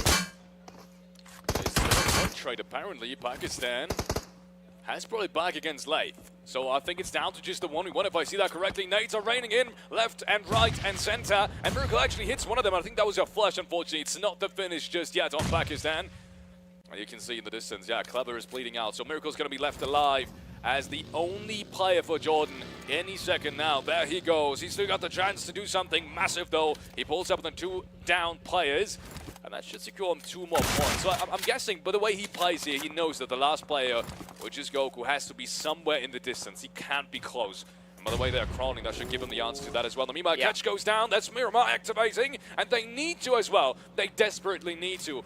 Any kind of point, any kind of elimination now, any kind of team wipe would give them not only the elimination point, but also obviously the placement point on top of that to get them closer to the top of the overall leaderboard. Jordan now trying to make something work with a buggy. He might just find himself almost dying to the blue zone. Miracle barely walks in. One shot is going to be enough. Again takes him down. And that's Egypt putting up numbers. 8 eliminations already. And I think there's more to come.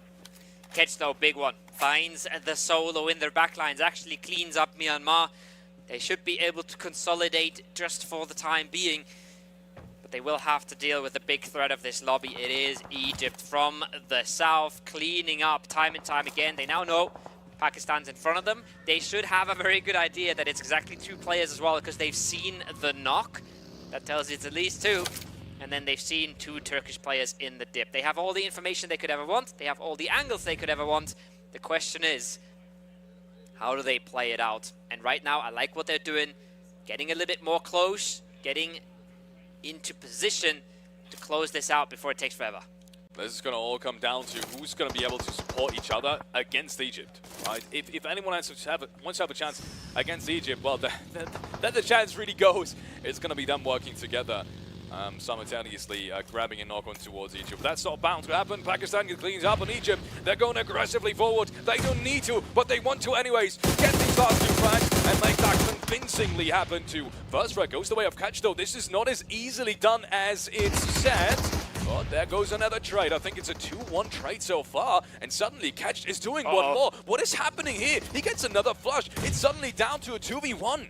It's possible, Kovo.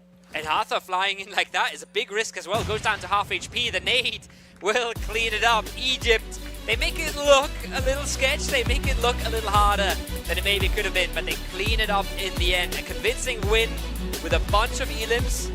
That's going to bring them right back into day number 2. We just have to hope it's not the same as day number 1. We hope they have to keep this up. And this is so interesting as well, because we said very early on when it was 9 teams left alive that all the favorites are gone. Yeah. And we said Turkey is going to be gone sometime soon as well. They survive until the 2nd place. Are you kidding me? what a performance coming out from Catch and the rest of his team to stay alive that long, to make and work themselves through the military base, which is incredibly tough because the sidelines are so against you. Yeah. Right, you have to cross that open field, especially coming in from the northern side. That's almost impossible. They somehow still make it work, grab themselves 6 placement points and a couple of, obviously, elimination points to top that off. Yeah. So if anyone's a real winner of this one, except Egypt, it's got to be Turkey. But yeah, Egypt, bring it back to them just clean from start to finish. Exactly, that was my point as well. From start to finish. They started this game off playing it a little slower, but instantly realizing, hey, Kyrgyzstan, they're in a mega fight over here. We're going to just slide on in and try to find a knock somewhere. They find a knock, they find the flash. Kyrgyzstan leaves. They set up their net for the next team to come. Multiple teams come their way. Ukraine is one that loses members. I think Saudi Arabia comes on in, instantly knocked back down. They had fantastic control over the southern side. Viewers will sometimes watch and say, but the circle went south. Yeah, but they let nobody else come south. They controlled the entire side, and they did that cleanly, nicely, organized. Things you love to see. And they reward themselves with the chicken dinner. It's kind of exactly the rewarding thing is kind of the word I was searching for because, yes, as you said, the circle did play a role in that. We were not trying to take away from that. No. But there are certain games where the circle is the deciding factor on if you win a round or if your decisions before that and then the circle comes into play, wins you around. And that's kind of been the second part of the story. I think that's what happened for Egypt just there. The way they played it up until this point, taking down Ukraine, taking down Saudi Arabia, all the teams that you've set beforehand, making sure you spread out as much as you can and then also kind of prepare yourself of it shifting up. And also, that's kind of a circle reading thing as well, right? We've seen very rarely that the circle actually, if it does shift on towards that open space south of military base, that it actually ends inside the military base, right? It usually tends to shift out towards the street anyways. So that's kind of the reading thing in terms of pattern, in terms of circle knowledge that it was being brought in by Egypt anyway. So, I mean, even then, it kind of negates that topic of the circle was the deciding factor even more so. So, good on Egypt. Clean from start to finish. Second game they won in the last 3 games as well, has to be said. They're starting to wrap themselves back up, and that is going to be interesting on the overall leaderboard as well. We might have another contender. We might have another contender. As a lot of the contenders for the top were taking each other out, right? We have that 3v1, or that 1v3, excuse me, from Serij coming out, and then we have Ukraine sort of really wrapping around, grabbing all the angles on Kyrgyzstan. Beautifully played. Fall victim to Egypt right after, right? So many of the favorites taking each other out, getting themselves into problems, and the only one that can really go through it is Turkey there, getting themselves to second place. But I hear we have an interview, Felix. You guys, you ready to send it over? I think we are. Ladies and gentlemen, let's head over to the stage and hear it from one of the Egypt players themselves. Well, ladies and gentlemen, again, right here from the Egyptian team, مبروك, congratulations. شنو إحساسك? How do you feel? يعني مبسوط جدا بصراحة بالون دي وواثق جدا ان احنا هنرجع في التيم وان شاء الله دي مش آخر ون النهارده. Well, phenomenal, amazing, and they feel great about winning along with his team. الحين السؤال الثاني، اوكي؟ فازيتوا في الخريطة السادسة أمس. شنو تعلمتوا من أمس اللي ساعدكم اليوم في هذا الفوز؟ طبعا ما كناش دارسين التيمات بس يعني اتعلمنا من امبارح التيمات وستايل اللعب وكده وطبعا حفظنا التيمات حفظنا ستايل اللعب كل التيمات فعشان كده النهارده يعني في تحسن وبرده امبارح اخر جيم حفظنا 5 جيم اللي قبلها ودرسناهم عشان كده خدنا من اخر جيم. يعطيكم العافية. The question was pretty much yesterday they won on the 6th map. So what did they learn that actually gave them this win for today? Well, the answer was pretty much yesterday just learn from all the teams and the different styles, which made them feel and act differently to what actually suits today. And of course, the Egyptian public and the Egyptian people right now from Egypt, one of the biggest crowd for PUBG. شو اللي حابب تقوله الحين للشعب المصري؟ حابب اقول لهم شكرا على كل الدعم وكل التشجيع وان شاء الله نشرفكم في البطولة دي. إن شاء الله تحية إلى الشعب المصري and pretty much to all Egypt right now. Congratulations for this win and it's back to you, amazing peeps. Let's go.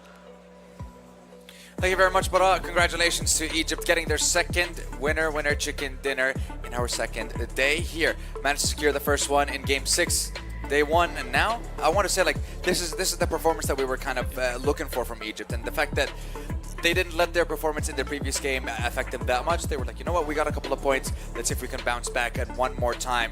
12, I think it was 11 eliminations as well. So the 2 chicken dinners that they have, high elimination games. So the one thing I do want to touch on is I want to see the overall leaderboard. I just want to jump to that, but we'll get there in a moment. But DK, Where did Egypt drop and how were they able to get themselves into the late game? Because no one was allowed on that south side of the military islands. Well, firstly, I just want to say, you know, Egypt, I would see this as a kind of a back-to-back chicken for them, right? Because the other one was also on the big map. True. Going back to the big map yet again. Yeah. Right? So, GG, well done. Fair. But so, to answer the question as to where Egypt went to the usual drop location, which is in Pachinki, center zone, center map, right? Right. And they went in, they got their stuff, and they were like, you know what, zone just popped, the first zone, let's make a run for it, right? Okay. So they hit down, went straight to the water body, crossed the water body, they swam over. When they got to the other side, hopped in vehicles, moved to that southern side, and that's where they stayed. And they put the flag down and said, this is ours, right? And they just locked it in, and well, it worked, right? They got themselves that winner chicken dinner, and it worked so well that we can see the performances that we just had there on the screen. Some really, really strong players coming through from the Egyptian side, but of course, got to give a big shout out there to Ketch as well. Yeah, Ketch and Turkey, they were able to get themselves all the way towards second place. 4 limbs, 1,000 damage, and yes, okay, Neptura, go for it. Ding, ding, ding, ding! There Bell of we 1,000 damage. Let's go!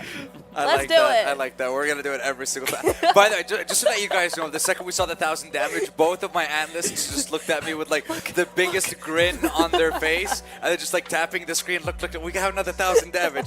So here's my question: if we have 2 players that did 1,000 damage, do we have to ring the bell twice? Yes. Okay. So we have to ring it every single time a player reaches 1,000 Absolutely. damage. Got it. I like it. So make sure you stay tuned. Whenever you hear the bell, that means someone reached over 1k damage. But we had another player that was close again with 700. And I want to say, like, when it comes to Egypt, we were asking, are they going to be able to keep the momentum going into day 2? And I love the fact that they are able to. Yeah. I love the fact that they're able to bounce back from having a day where you mentioned this in the pre-show. The first 3 games, 0 points. Yes. They managed to get 3 limbs, and then it was just very, very quiet for Egypt. Yeah. So this definitely has to boost their confidence. Oh, Neptura. absolutely, absolutely. I mean, looking at the stats there, the eliminations are just skyrocketing above everybody else. They really picked up steam. They're really trying to kind of say, okay, day 2 is ours. We're good to go now. I mean, yeah, they had a bit of a rough Sandhawk, but I think honestly everybody had a rough Sandhawk. Yeah. So for them to come in here with 21 points, nearly double what Turkey had, and Turkey did not have a bad game at all, right? But double their points coming into the first of 3 Erangels. We should be very good to go for them. Yeah, and this is definitely going to impact the leaderboard ever so slightly. But, you know, when it comes to like first place, second place, Ukraine, Kyrgyzstan, Turkey, not really going to affect it that much. But Turkey climbing up to second now, actually 9 points away from the leaders. But Egypt now jumping to 7th with 53 points. Now 7 points behind Kyrgyzstan, who's had a very consistent performance throughout the second half of day 1. And now they're still showing up a couple of times, DK. Another thing that I'm seeing as well, right? We didn't touch on it yet, but I'm seeing like a beast from the east that's making their way on through, right? And that's Myanmar. They've consistent match. Yes. Right? They performed well in game number 1, game number 2, placing really well, getting good elimination points, and they're climbing up. They've made it all the way up into 4th place now, right? So something's happening. We're seeing a little bit of that spark being ignited.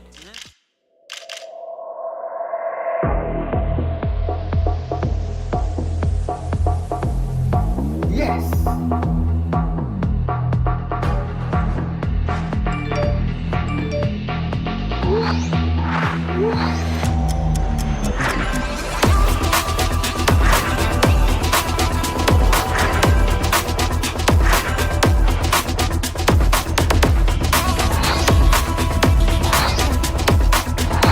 Let's Play Arena Tournaments.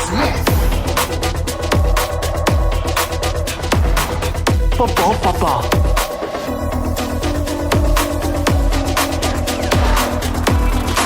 Game Shop.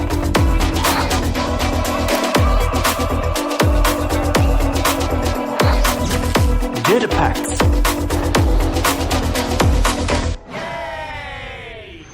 Pomo ကောင်းမွန်သော gaming အတွေ့အကြုံများအတွက် Atom ရဲ့ Let's Play Arena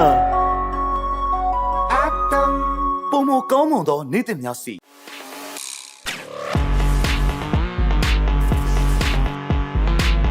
မကြီးအတွက်ပုံမတင်နိုင်မှုရှိပြီးအချောင်းဝင်ဆုံးတိုင်းကိုမတည့်တိုင်းမှာရှက်ချမ်းနိုင်ဘူးမြန်မာပထမဆုံးဤပညာကိုအတန်ရဲ့ first lane victory is yours အတန်ရဲ့ first lane ဤပညာအသစ်နဲ့အမြင့်မားဆုံးအောင်မြင်မှုတွေကိုရယူလိုက်ပါ ပုံမကောင်းမွန်သောနေ့တင်များစီ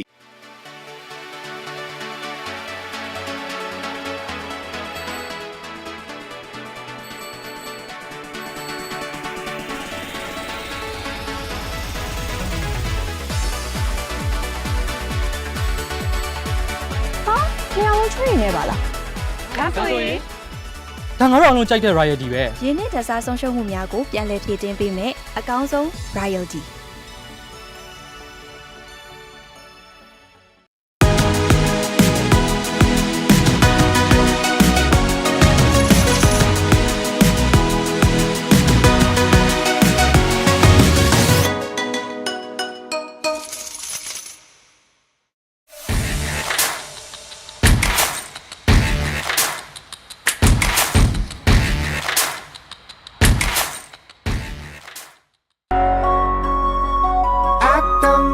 ပုံမကောင်းမွန်သောနေ့တင်များစီ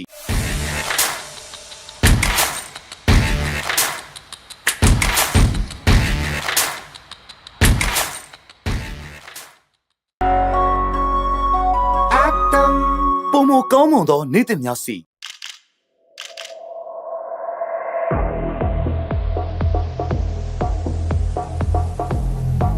Yes.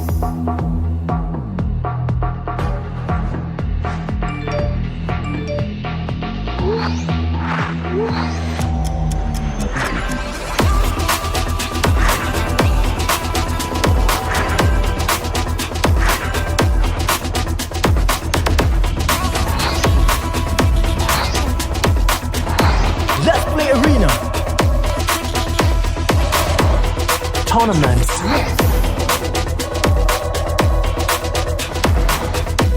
Papa.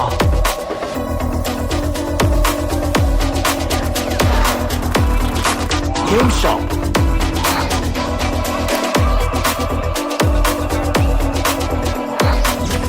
Data packs.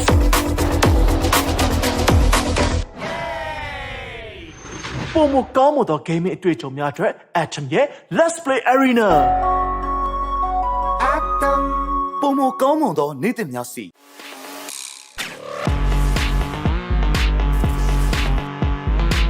game မကြီးအတွက်ပုံမတင်နိုင်မှုရှိပြီးအချောင်းဝင်ဆုံးတိုင်းကိုမတည့်တိုင်းမှာရှက်ချမ်းနိုင်ဘူးမြန်မာပထမဆုံးဤပညာကိုအတန်ရဲ့ first lane victory is yours အတန်ရဲ့ first lane ဤပညာအသစ်နဲ့အမြင့်မားဆုံးအောင်မြင်မှုတွေကိုရယူလိုက်ပါ ပုံမကောင်းမွန်သောနေ့တင်များစီ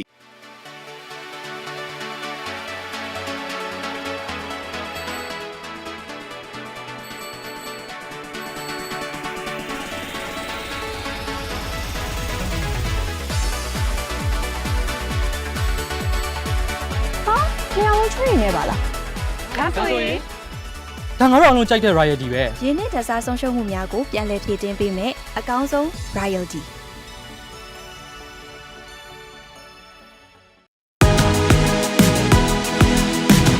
Worry about that at all. We have a plane on our hands. We're going to Erangel, match number 3 of the day, ladies and gentlemen.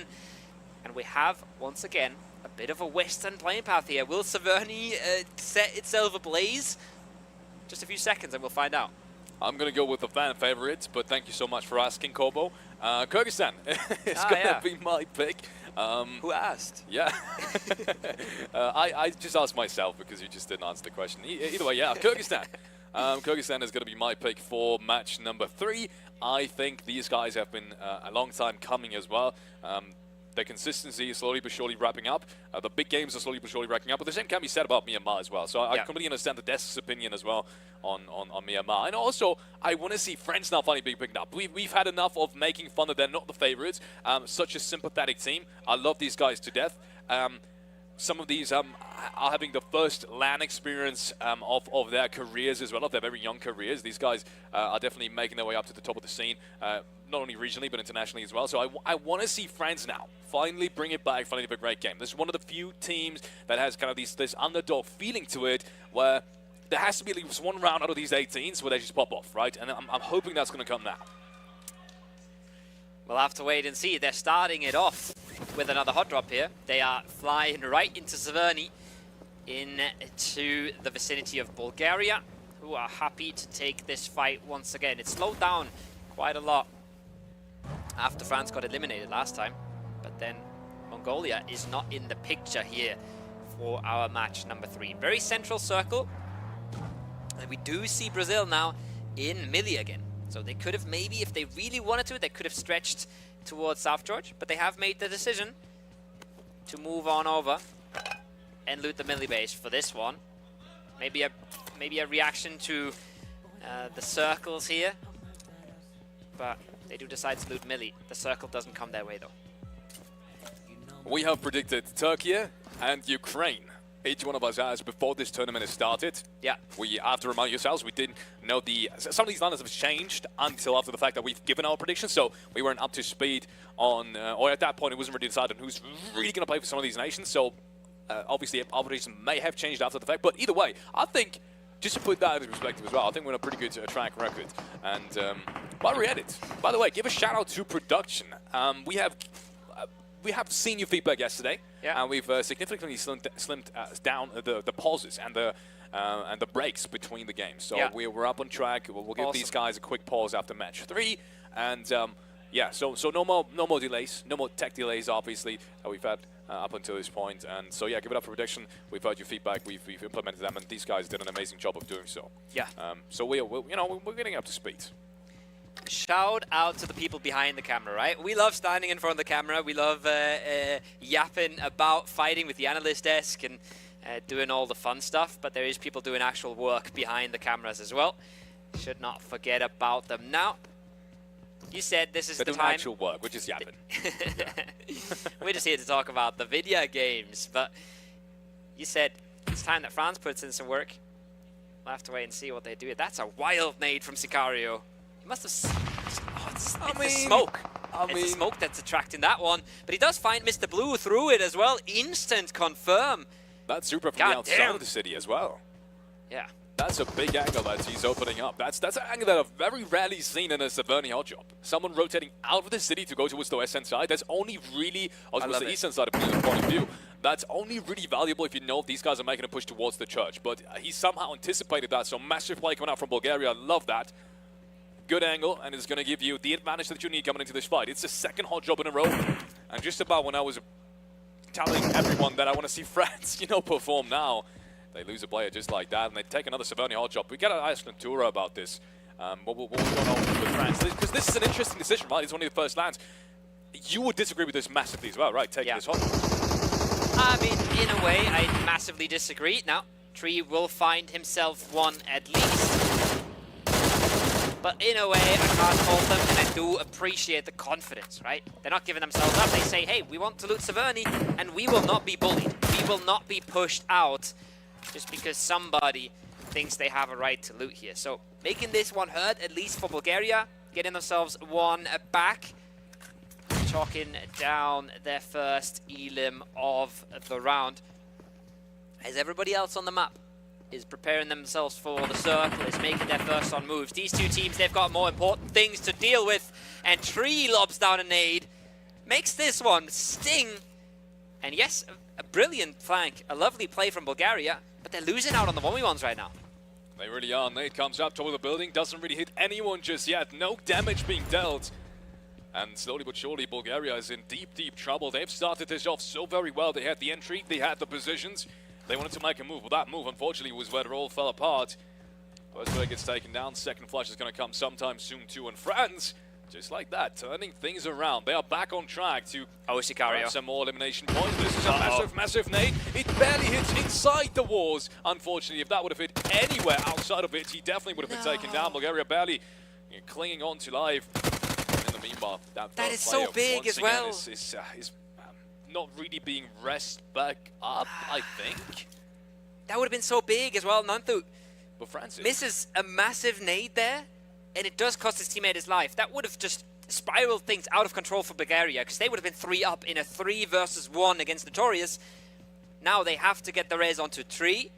Sicario still alive and kicking, and Bulgaria gets the res. That turns the fight around into much more even waters, right? This was almost decided just yet if he just gets the nade over the wall, but a tiny few centimeters make this one so much harder for France than it maybe could have been. Nice disengage, by the way. Yeah, and Bulgaria in the meanwhile has brought the third player back up. They've traded the medic.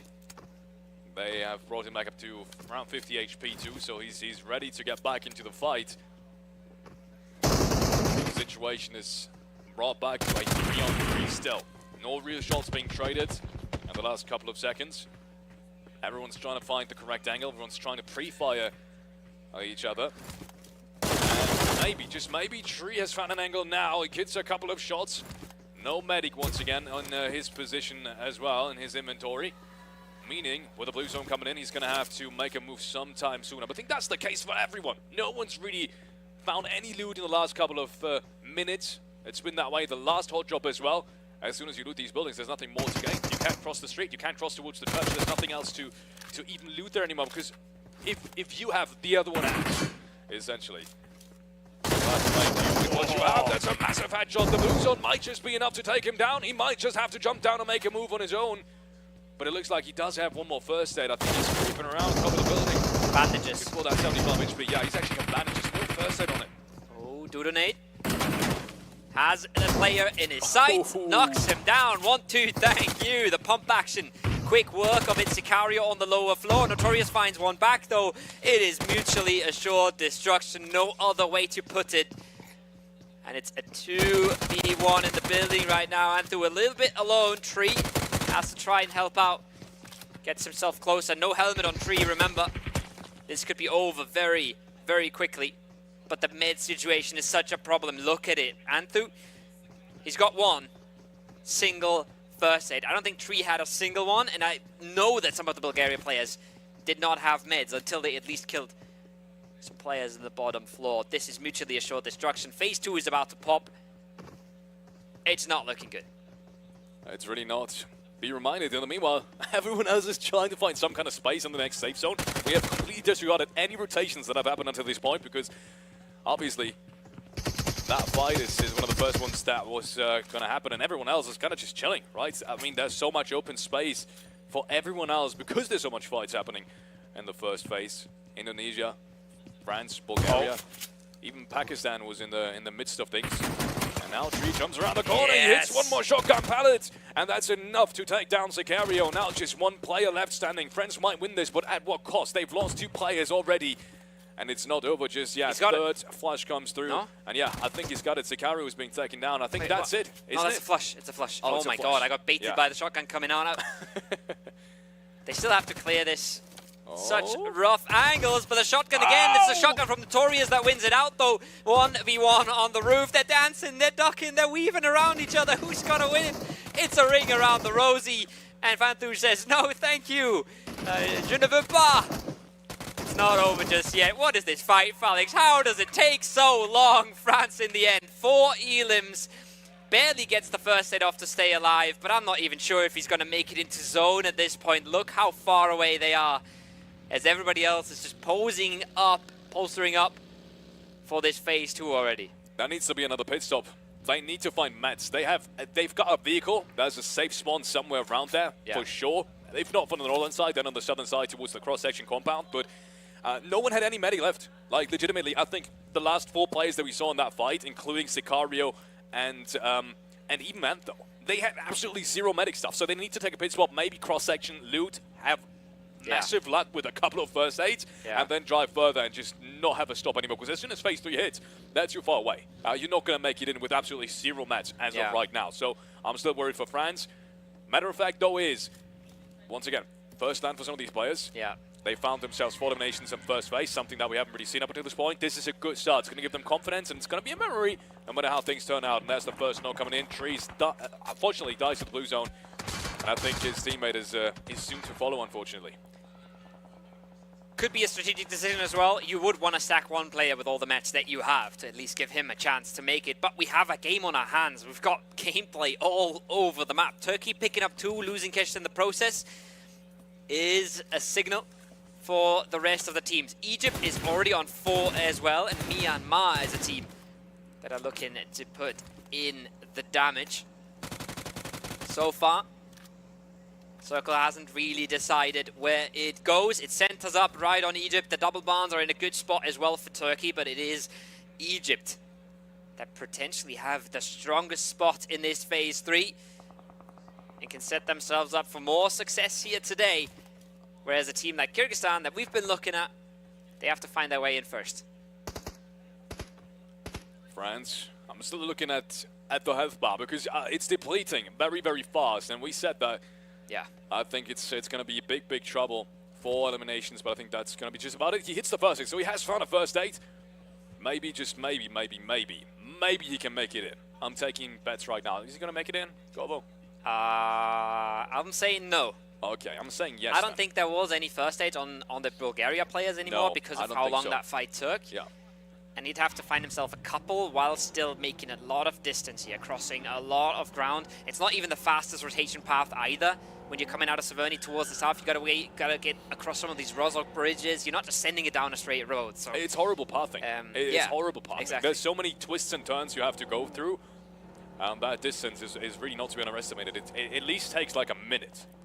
Yeah, and once you're past Rozhok as well, you have to get yourself past Pachinki. That's not a straight road from north to south either, right? So it's not the easiest rotation to make, but we'll have to wait and see if he can pull it off. We have no idea how many meds he has at this point, but we know that a lot of our potentially favorite teams are setting up around the center right now. Pakistan as well, don't forget, 4 frags already. A lot of these teams have been engaging very early on. This is interesting. Egypt, once again, deep center zone. Mongolia coming in through the eastern side. And the only team I'm really missing and not seeing at the moment is, never mind me. Okay, so Ukraine is deep circle center as well. They're playing at the south side of the Barnes, open field Pachinki area. We're surely going to take a look at them in a second.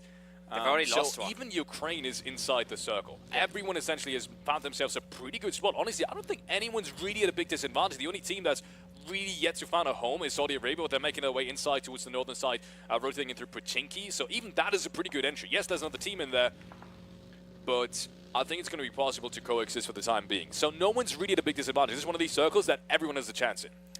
Keep in mind as well, almost everyone that's alive is a full squad. Turkey's lost one, trading it out for 2 elims, and Ukraine has lost a member on an early transition. So they're the ones that are on the back foot right now. They're not in a power position either. They're more in a survival position. So if the circle does swing away from them, it's going to be interesting to see what they do. But we'll have to wait and see. There's the flush coming out onto Ragnarok. That's a big one. Or it might be just the opening knock. It might just be a re-knock. They knocked one of Jordan earlier. And now Life is falling away from things. It is the flush on the Wizard Tower. Okay, Jordan wanted to go for the res. Ukraine does not let it happen and claims that Elim. Once again, I say this time and time again, Elims on a team right next to you are massively impactful. And in almost every circle, Pachinki will be interested in what you do at least when you're in Ukraine's position. So seeing them take out a member here as the circle pops could be massively impactful. That being said, we have seen the circle. It's gruesome.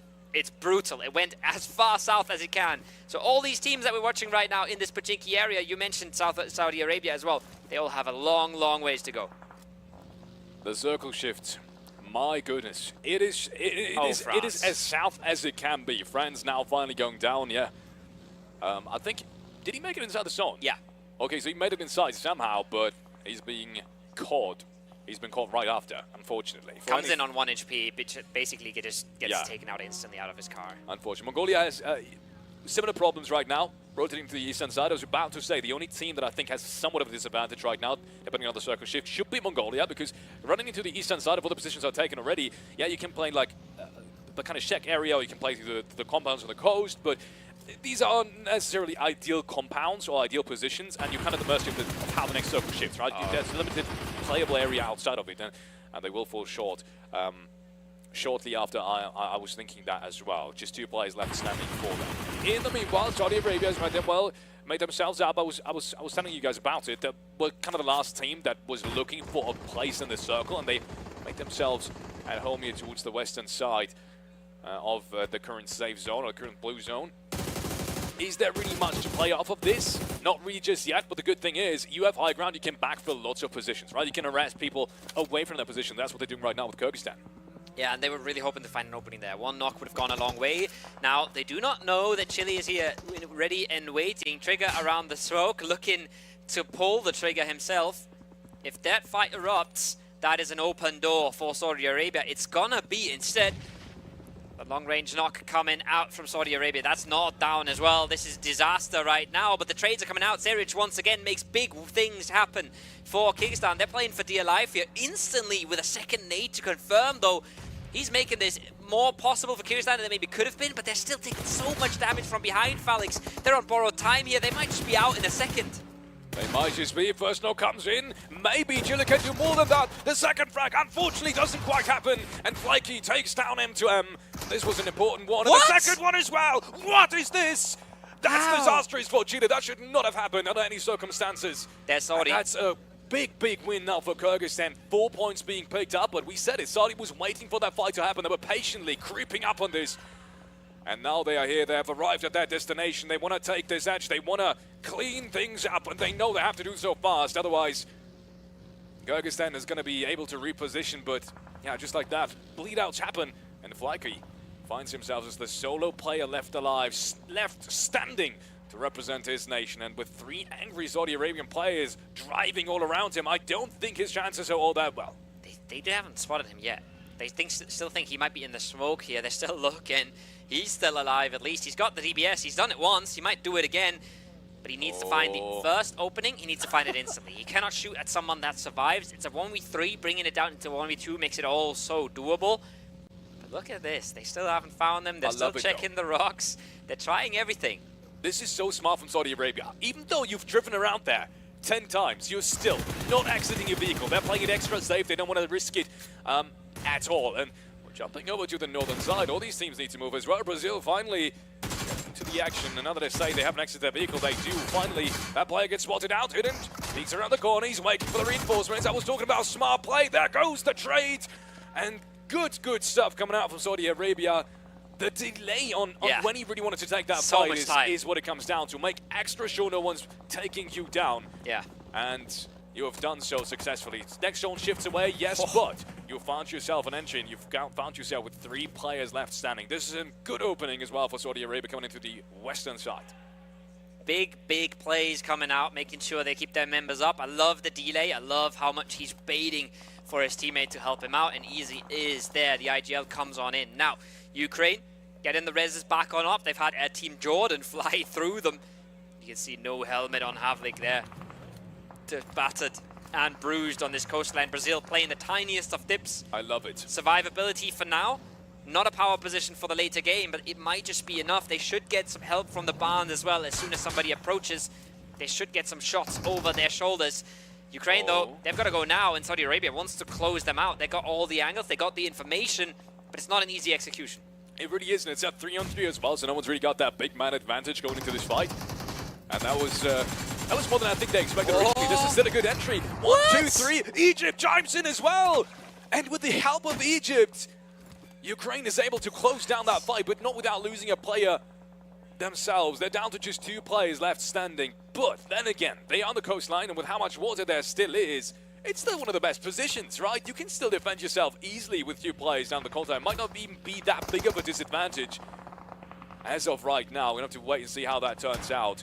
And I'm saying 2 players. Actually, I haven't lost anyone. It's just he was down to a slipper HP. I was confused there for a second because I didn't see him in the kill feed either. Anyways, never mind that. Ukraine still back to 3 players.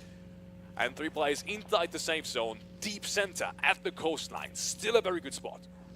Just getting away with murder there. Ukraine, it looked all but over. The angle from the top of the rock was just so good, but The drive-by does not work. I think Spark actually costs himself his life, and then Egypt is there to punish as well. Egypt, a team nobody expected at that point, but they flex out at the right time, make sure to get the frags out of the compound before they are shifted away from now. This is what I said about Brazil. Not a power position. It could be survivability. You see Pakistan is playing a dangerous game here. If they get spotted over the top, there could easily be some third-party shots coming on in, but for now, they are ready to rein it in. There's the third parties. There's Myanmar saying, you can't do whatever you want on our coastline. But can they clean up Brazil before it's too late? They want this low ground as well. They don't want to stay up here because this is dying territory. This is dangerous waters. They would love to clear out the dip and take it for themselves. Yeah, they do. One more nade might just seal the deal. That might be massive now coming into this. It might be another knock. Barely hits behind the player. How does that knock anyone? He's got 2 more. How is that happening? Alien tries it with 2 more, as you've said. They should be relatively perfect. There it goes. Adrian falls down to his knees. Rafa gets finished. This is good stuff coming out from Pakistan. This should be 2 more frags. Now they surely engage this. Surely. They want to use this dip for themselves. 3 players left standing against 2 from Brazil. Surely this is the engage now. Surely this is where we fly on in. Brazil trying to get the counter util out as well. They want some pressure coming back the other way. You can see the nades exploding. Really the cars really are coming on in. Any more delays just make this even harder. Turkey surely going to get involved at some point as well. And you can see Pakistan has realized, hey, we've got a bit of coastline here. Maybe this is not the one we want. I'm not sure about it. The dip, it's not a power position, but being here on the coast while Brazil is alive, as 4, it's going to be so hard to move past this later on. It's going to be so hard to get out of there. Egypt, though, big knock, second one as well. Tulikan Havlik, they combine. They mix things work onto Egypt on the other side. I'm not sure what's going on. Now knocks are coming out of Brazil, and now Pakistan might realize, hey, we've delayed this too long. This might have not been the move. Yeah, they should have at least gone for some of these flushes, right? I'm surely they would have had another nade, right? That's all they needed to take down 1 or 2 plays. And then that breach that we're just seeing right here wouldn't have happened. But 7 instead makes it work as 12K in hands. It's the first one. It's the second one as well. And Brazil have just like that cleaned out Pakistan and found themselves a new home down towards the coastline as well, down in the circle with all players still left standing. Not a single player has been lost, even though it was down to just 2 players in the midst of it. Somebody get me to a Hilton hotel. I want to have what these guys had for breakfast. The clutches we've had coming out today have been nuts. Did you 7 spinning on a dime there, turning that around as he's flying in with the car? Crazy things coming out. Now, Turkey from range will make it sting a little bit. Myanmar still holding in the best spot on the coastline, as it looks like Egypt has slipped on by Ukraine instead of taking them straight on, but it has cost them 2 men, but now a 3rd as well. So they've given up control of the western side to a team that they're going to be in direct competition with here very soon. Ukraine on their very edge are happy to be the last team playing on in. They're happy to have their backs clear. That's not something a lot of teams can say. And once again, this is kind of reminds me of the first match of the day, right? Egypt is alive, Ukraine is alive, Brazil is alive, Turkey is alive, Myanmar is alive. So many contenders for these top spots are still left alive in this circle. And this is crazy to me. The consistency, we said it was going to be top heavy, right? You said as well, the first thing you said today is you expect these favorites to perform again. And that's exactly what we're seeing right now. This is not going to change too much depending on how this game is going to turn out, but one thing's for certain, it's going to make it all a lot more tougher for anyone else to catch up on the overall leaderboard to these favorites that we've just named. I love it as well. It just goes to show the quality of some of these teams, right? Everybody can have a good game. Everybody in this lobby is good enough to have a good game. But having consistency, getting into the late games, you saw what Brazil was fighting through. You saw the spot they had to send it to, but they come out alive. The counter util is good enough. They scare a team away, and suddenly they're in a fighting position for the rest of this game. Ukraine, they're in a tough spot right now. Havlik just has given it up. Tulika is going to make the jump as well. They shouldn't be able to make it into the circle, but they're at least making it hard for Turkey to hold them out. If that's the nade of the century if it hits. I don't think he can reach. But again, I don't know what he had for breakfast. Yeah. I'm not writing it off. I'm giving him a chance. He's definitely at the Hilton as well, so maybe they're at the same. But yeah, I was expecting him jumping down, throwing the nade while jumping. That would have been a clip to remember. But I don't think that's what happened. So rest of his teammates in the meanwhile have made their way down. Because Ukraine is still up 3 players. And I think all players actually found themselves a way to get back up from the coastline. That's nuts! Has Old Boy made its way back up the coastline? That's crazy. Yeah. He's made that rotation happen, so Old Boy is still very much in this game, and I think he's just waiting for Havlik to catch up to him, who's being shot at, who's under pressure. I mean, that was to be expected. Tulika unfortunately can't really make it, but they still got 2 plays in the zone. Lewis takes that one, takes down a second one as well. This is really good stuff, even though that first one was denied. For Scarface, that was a worth it peak as well. He very happily gets traded because he got the flush just beforehand. Beautiful stuff coming out. Jordan as well. He's still swimming. I think it's clever himself. Staying true to his name. Swimming on up behind Ukraine. Ukraine do not know about this yet. They might have just spotted him. I think he's turned around now. Havlik has realized what was going on. But Ukraine have pushed themselves in a position where they are better off than Turkey now. They've really out-rotated them in this, and Myanmar is finally feeling the pressure of being in between everyone. They were one taking the damage towards Brazil. They were the one trying to get Turkey out as well, but now they're realizing it's not as easy when you're in the middle. No meds at all, not a single piece of util. One flash, one smoke. They are almost down to nothing at this point. They've been firing on all cylinders, but this might cost them the late game here, Felix. This is the first time that Myanmar can really play the way they want to, which is just pick out everything they can. Yeah. Right? Deal as much damage as you can, get as many knocks as you can, but if you get knocked once, like, okay, well, Lewis realistically could peak, so could Zai, because if they get revived, they had more HP than they have right now, which is crazy to think about, right? Yeah. So it might even make sense at this point, but I also understand that they're just too worried that someone else is going to push them. Brazil now cleaning up Mongolia, but they're jumping down to get that. And I'm not sure on their side that they're able to get back up. I think they're going to try the same thing Ukraine did on the west-hand side, which is just kind of swim around. But at that point, I think they're going to be greeted by Ukraine, right? Because they were the first ones to do it. Rafa's getting back up, so that's big. And that's a big way to traverse a little bit of that terrain. There's a knock onto Godspeed as well. Again, a different angle to be gone. And Old Boy, he doesn't know what he's biting off right now. Sulkai tells him good night. Scarface already on 3 elims. He's the top fragger of the tournament so far, and he's looking to get a good nade onto Havlik. That's a good bunch of damage.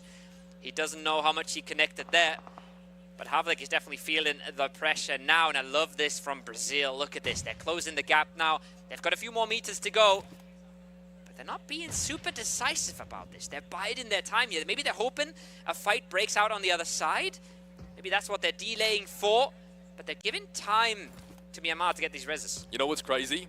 Next phase is the last one. Yeah. Phase 9 almost ends in water. This is as close to the water that we've, I think, seen so far in the ISF competition. We've seen plenty of water circles. Now, take a look at how that Myanmar fights. Rafa, I think, gets one trade, gets a second one as well. Where's that even happening? Because I saw 2 knocks right away coming out from Myanmar. That's a massive nade as well. If he gets one but nade it gets in there. a little bit too far, I think. He's only got one more Molotov. Bro, if he gets the molly in there. If he does, but I'm have not so nothing sure to he play. realizes that.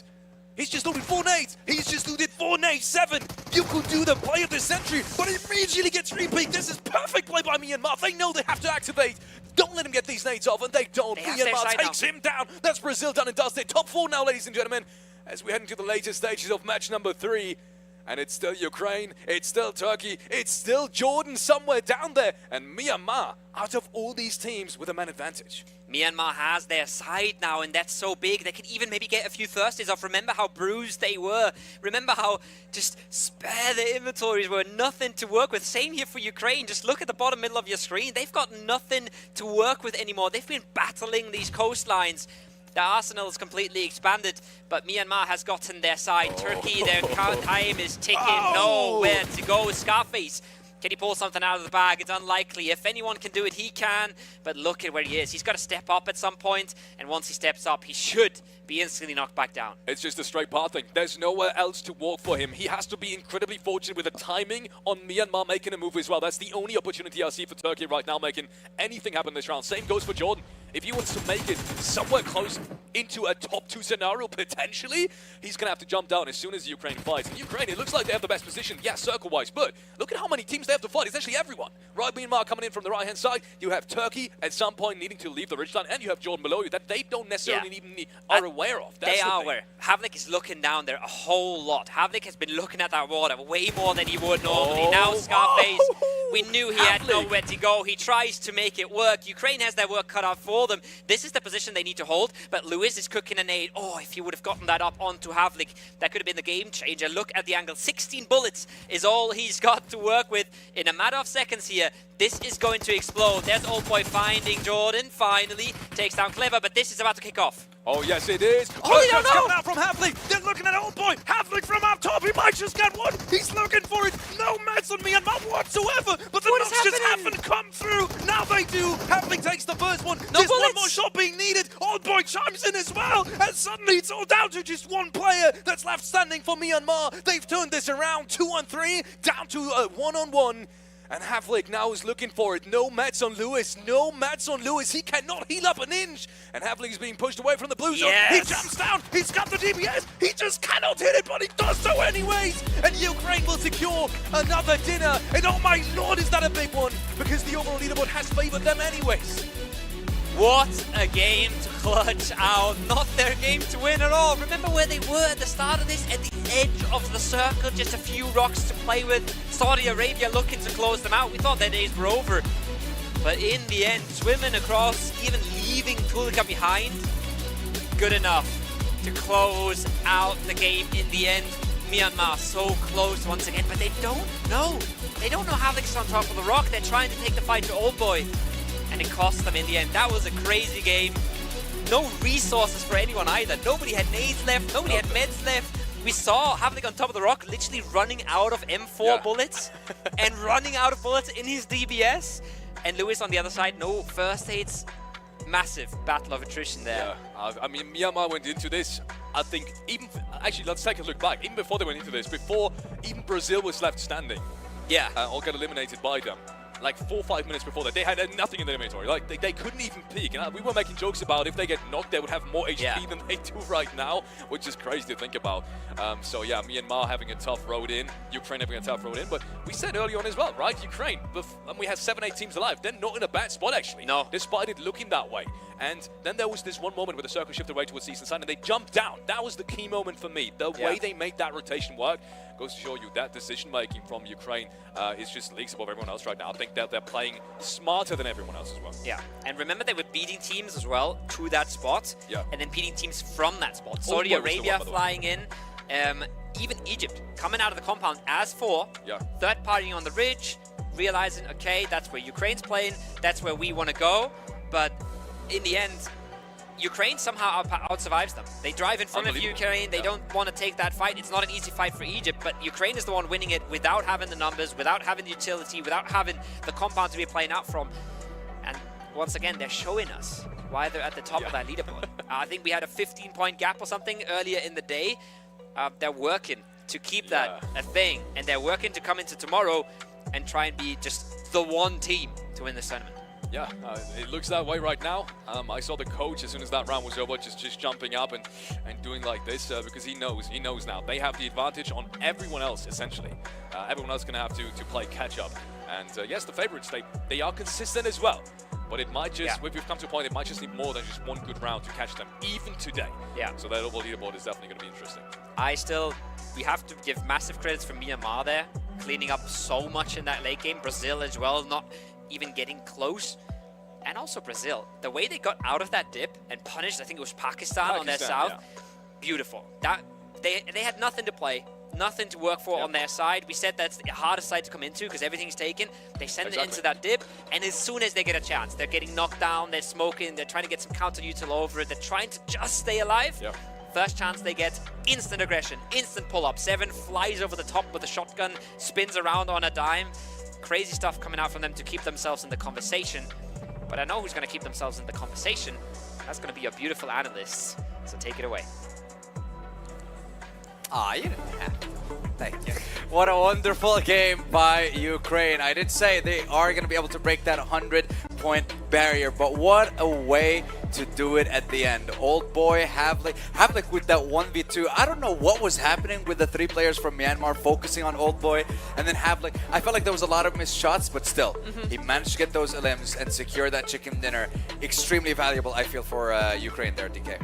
I mean, they already said it right when we jumped over and the chicken was locked in. We did see the coach also. Just Bambino was he was living the moment. But I mean, it was such an intense fight moving onto that cliff, and we not had just 1 or 2 teams there, right? We had 5 teams at least in the end, just chilling there, fighting, trying to survive. But you got to give it up though, right? I mean, Ukraine, phenomenal performance, just played an exceptional game. Then we of course had Myanmar also bringing in so much heat into that. The one team that I shouted out, that I was giving a blessing to, Jordan, made it into the very end part. Yeah, listen, clever. And we'll get into that. We'll get into that push with the car in a little bit, right? But I mean, we had so many interesting things happening coming into that late game, and I mean, just looking at the replays that we have here, right? There's so many exceptional moments in this third match that we had. Yeah, and one of those moments I do want to talk about, I think we were seeing it in front of us just now, Brazil and Pakistan. But what was going on? Because you mentioned, Neptune, at one point, like Pakistan, they saw or they have information that there was a couple of knocks, but there was just no push. So what was going on there? I wish I could find out. I wish I could know. It's odd. I do understand them. Once they had those knocks, they didn't really want to push it. They used it as a way to actually get out of that confrontation, get into a better position. But the thing is, yes, there might have been third parties around you, but there was a lot of smokes going on, and you could be out. The thing is, with this team, is they need speed. In, out, ding, ding, ding, bell of 1,000 damage. Where's Old Boy? He's here somewhere. Oh, we almost He's had here 2. somewhere. Havlik needed 21. Havlik, come on, man. We gotta get that. Although, but like, look at the way that the stats are actually split between Havlik, Old Boy, and Tulika and Slonik. Literally. Slonik, not the best of games for him, but look, at the end of the day, team effort coming in at the for them to secure that chicken dinner and for them to secure every single one of those points that will definitely matter to them.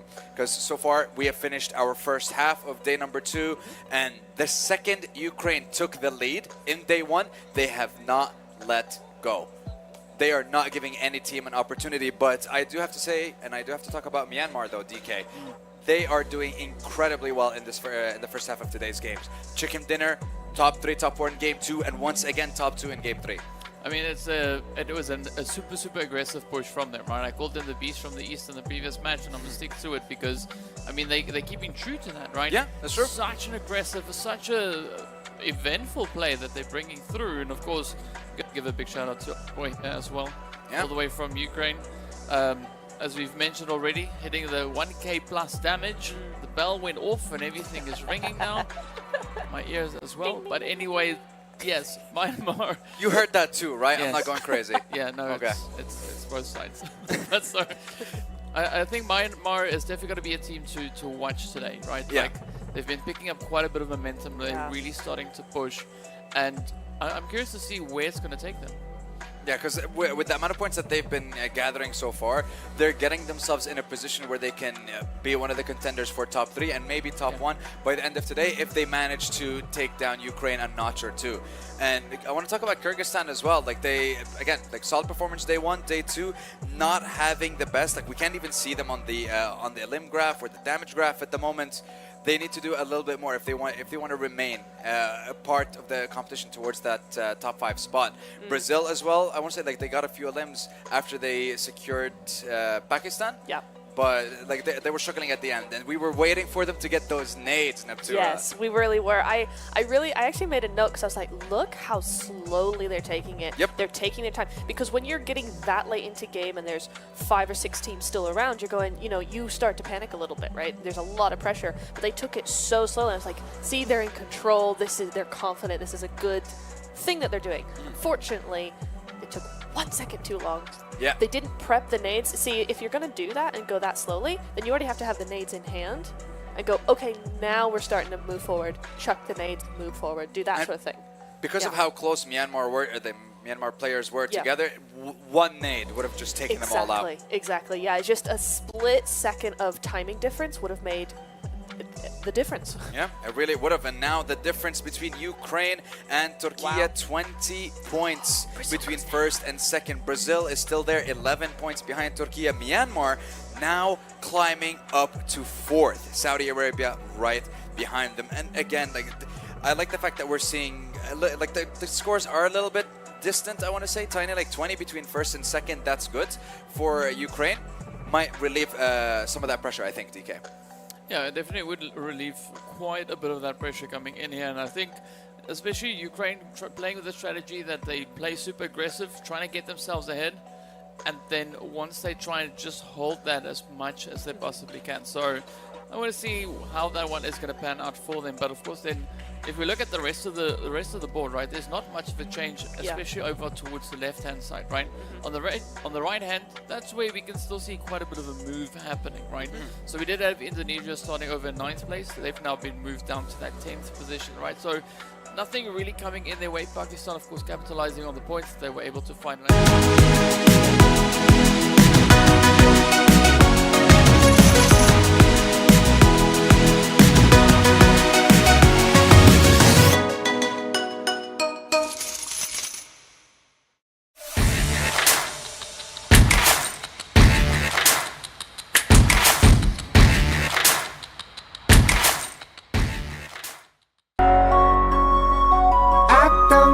ပုံမကောင်းမွန်သောနေ့သစ်များစီ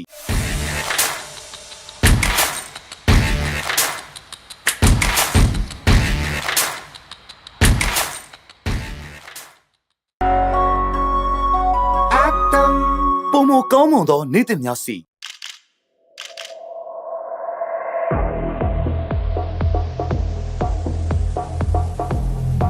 Yes.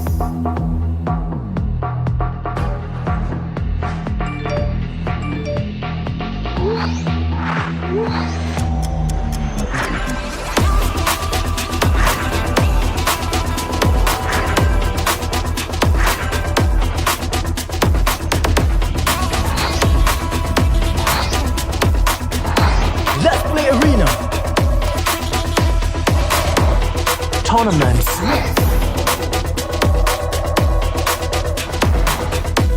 Papa.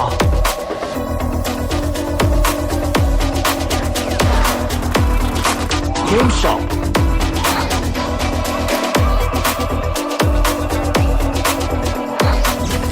Data packs.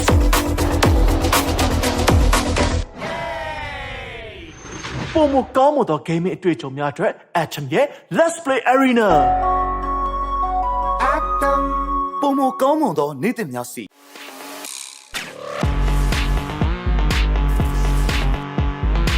Game အိုက်အတွက်ပုံမတင်နိုင်မှုရှိပြီးအချောင်းဝင်ဆုံးတိုင်းဖတ်တဲ့တိုင်းမှာရှက်ချမ်းနိုင်ဘူး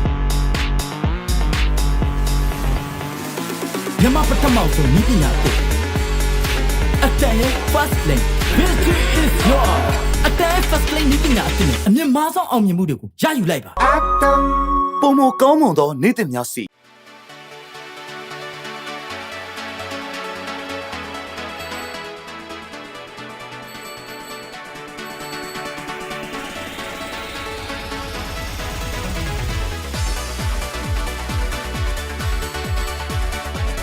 နေရာလုံးချွေးနေပါလား ဒါဆိုရင်ဒါငါတို့အလုံးကြိုက်တဲ့ royalty ပဲ ရင်းနှီးတစားဆုံးရှုံးမှုများကိုပြန်လည်ဖြည့်တင်းပေးမယ်အကောင်းဆုံး royalty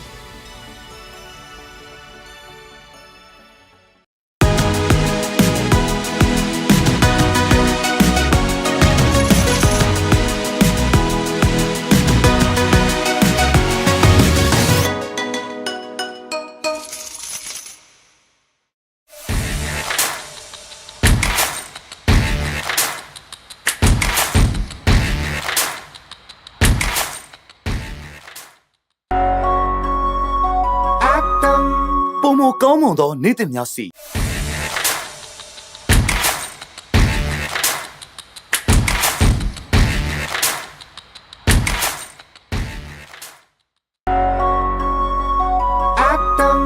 ပုံမကောင်းမွန်သောနေ့သစ်များစီ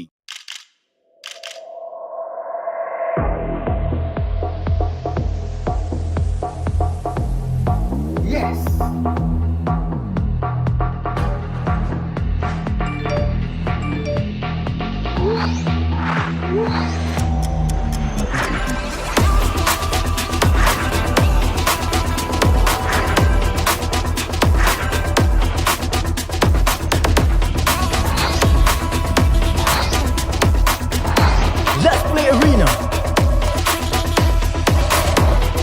tournaments.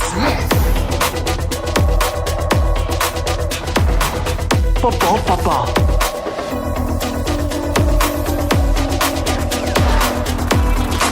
Game shop.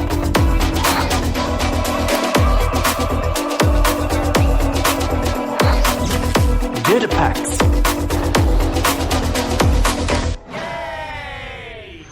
Pomo Kamo the gaming အတွေ့အကြုံများအတွက် Atom ရဲ့ Let's Play Arena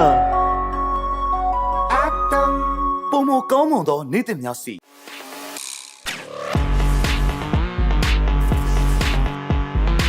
Game အိုက်အတွက်ပုံမတင်နိုင်မှုရှိပြီးအချောင်းဝင်ဆုံးတိုင်းကိုဖတ်တဲ့တိုင်းမှာ share ချမ်းနိုင်ဘူးမြန်မာပထမဆုံးဤပညာကိုအတန်ရဲ့ first lane victory is yours အတန် first lane ဤပညာအဖြစ်နဲ့အမြင့်မားဆုံးအောင်မြင်မှုတွေကိုရယူလိုက်ပါ ပုံမကောင်းမွန်သောနေ့သစ်များစီ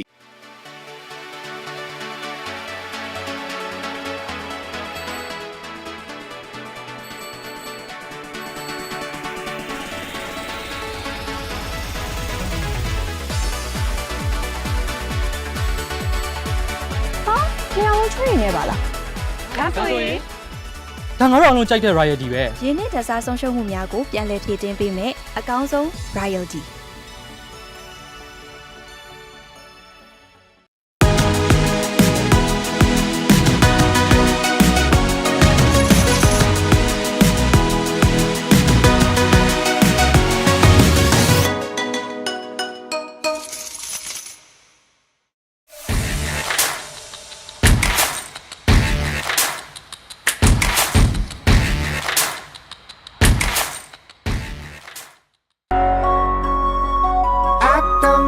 ပုံမကောင်းမွန်သောနေ့သစ်များစီ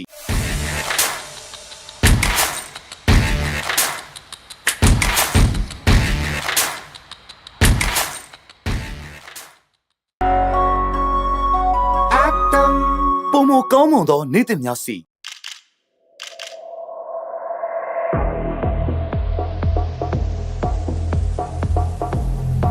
Yes.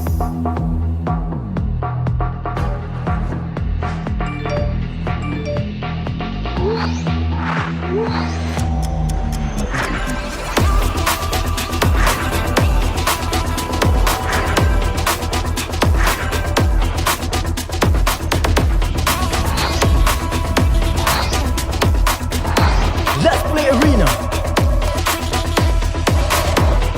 tournaments. Papa.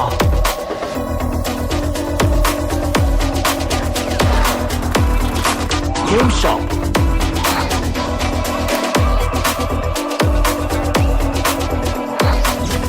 Data packs.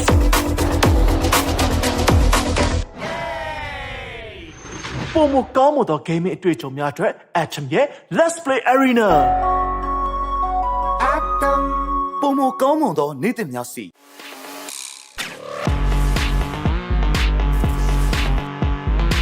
Game အိုက်အတွက်ပုံမတင်နိုင်မှုရှိပြီးအချောင်းဝင်ဆုံးတိုင်းကိုဖတ်တဲ့တိုင်းမှာ share ချမ်းနိုင်ဘူးမြန်မာပထမဆုံးဤပညာကိုအတန်ရဲ့ first lane victory is yours အတန် first lane ဤပညာအဖြစ်နဲ့အမြင့်မားဆုံးအောင်မြင်မှုတွေကိုရယူလိုက်ပါ ပုံမကောင်းမွန်သောနေ့သစ်များစီ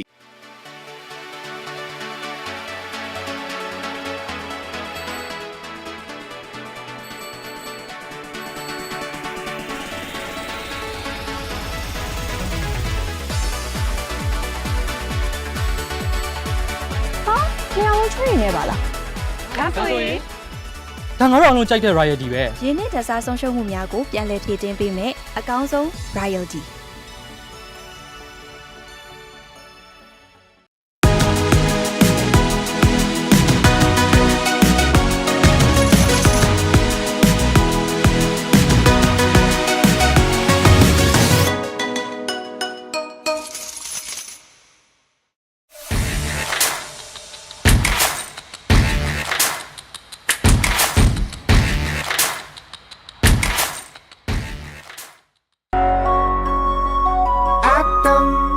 ပုံမကောင်းမွန်သောနေ့သစ်များစီ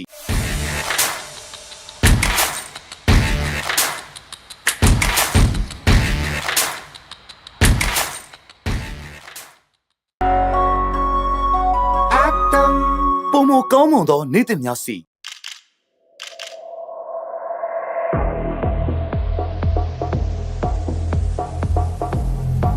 Yes.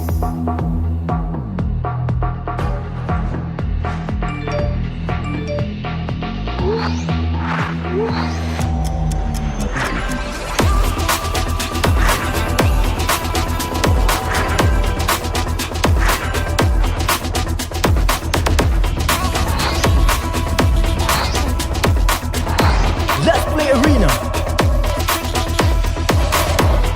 Tournaments.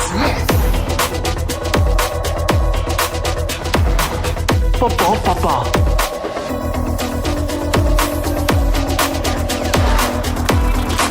Game shop.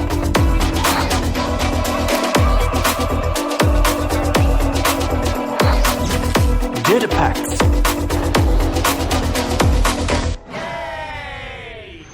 Pomoကောင်းမွန်သော gaming အတွေ့အကြုံများအတွက် Atom ရဲ့ Let's Play Arena ပုံမကောင်းမွန်သောနေ့သစ်များစီ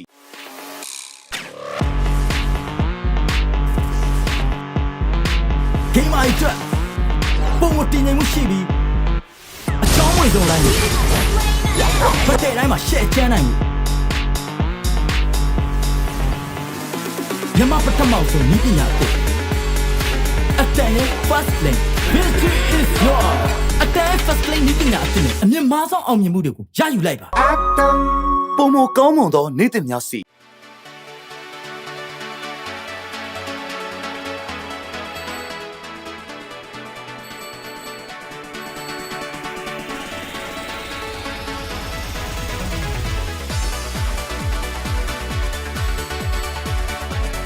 နေအောင်ချွေးနေပါလားဒါဆိုရင် ဒါငါတို့အောင်လုံးကြိုက်တဲ့ royalty ပဲ ရင်းနှီးတစားဆုံးရှုံးမှုများကိုပြန်လည်ဖြည့်တင်းပေးမယ်အကောင်းဆုံး royalty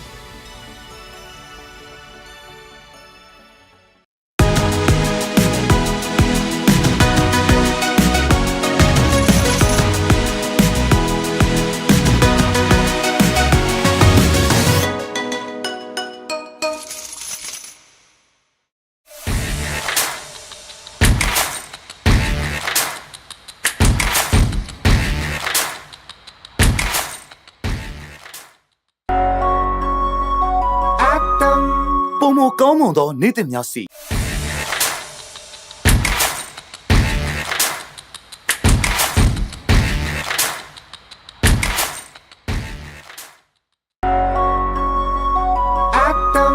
ပုံမကောင်းမွန်သောနေ့သစ်များစီ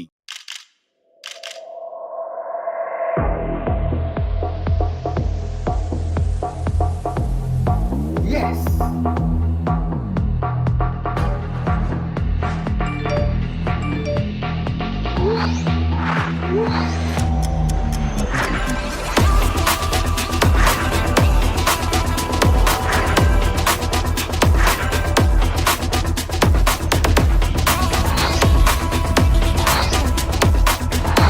Let's Play Arena Tournaments.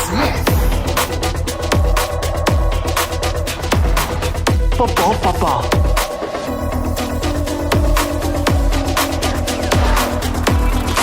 Game shop.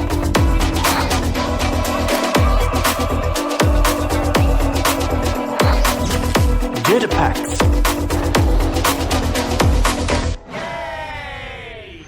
Pomoကောင်းမွန်သော gaming အတွေ့အကြုံများအတွက် Atom ရဲ့ Let's Play Arena ပုံမကောင်းမွန်သောနေ့သစ်များစီ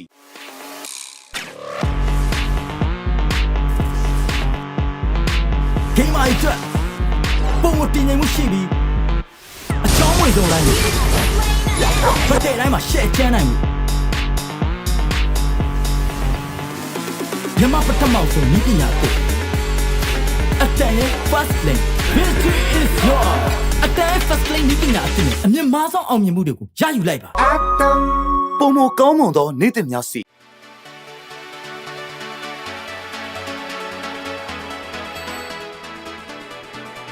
Let's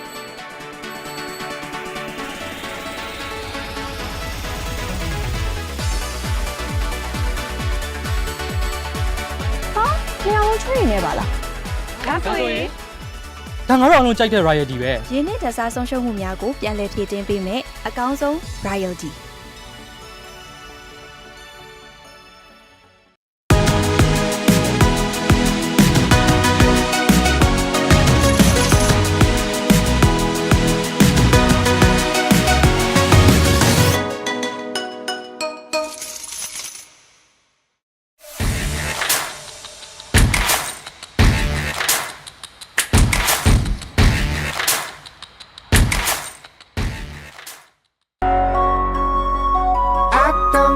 ပုံမကောင်းမွန်သောနေ့တင်များစီ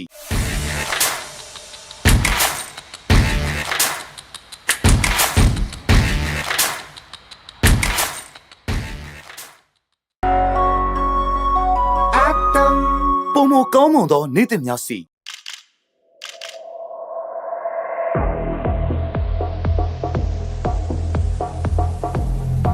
Yes.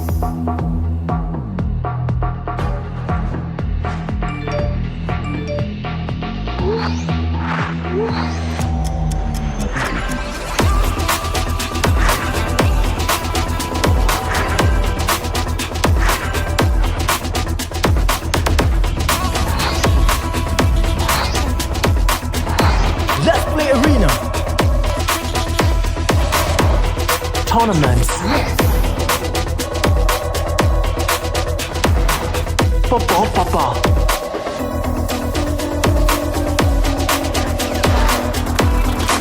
Game shop.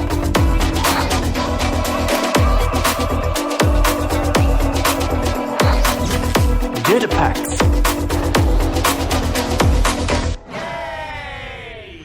Pomoကောင်းမွန်သော gaming အတွေ့အကြုံများအတွက် Atom ရဲ့ Let's Play Arena ပုံမကောင်းမွန်သောနေ့တင်များစီ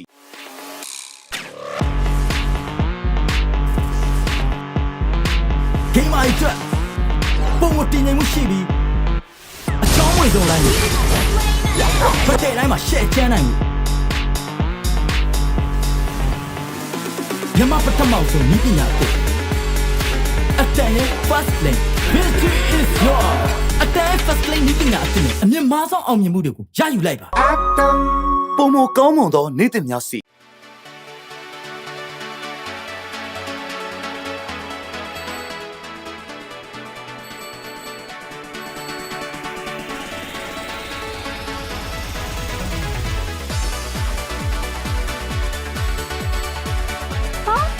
train နေပါလားဒါဆိုရင် ဒါငါတို့အားလုံးကြိုက်တဲ့ royalty ပဲ ရင်းနှီးတစားဆုံးရှုံးမှုများကိုပြန်လည်ဖြည့်တင်းပေးမယ်အကောင်းဆုံး royalty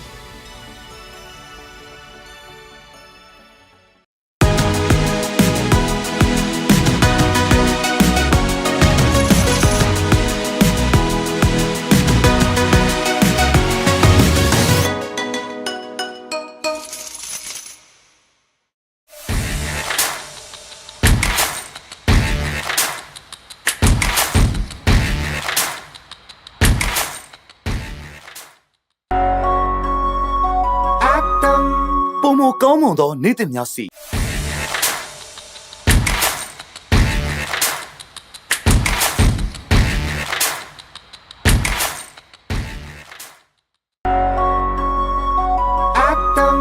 ပုံမကောင်းမွန်သောနေ့တင်များစီ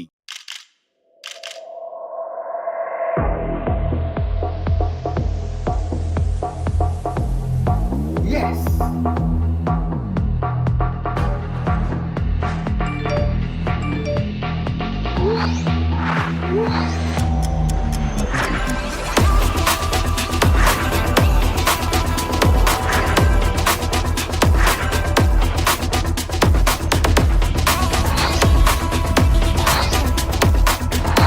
Let's Play Arena Tournaments Papa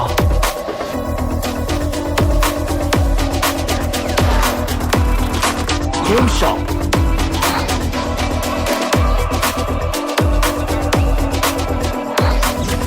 Data packs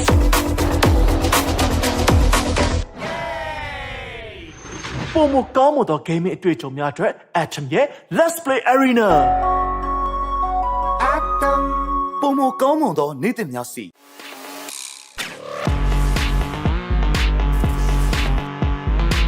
Game အတွက်ပုံမတင်နိုင်မှုရှိပြီးအချောင်းဝင်ဆုံးလိုက်ဖတ်တဲ့တိုင်းမှာရှက်ချမ်းနိုင်ဘူးမြန်မာပထမဆုံးဤပညာကိုအတန်ရဲ့ first lane victory is yours အတန် first lane ဤပညာအစ်အမြင့်မားဆုံးအောင်မြင်မှုတွေကိုရယူလိုက်ပါ ပုံမကောင်းမွန်သောနေ့သစ်များစီ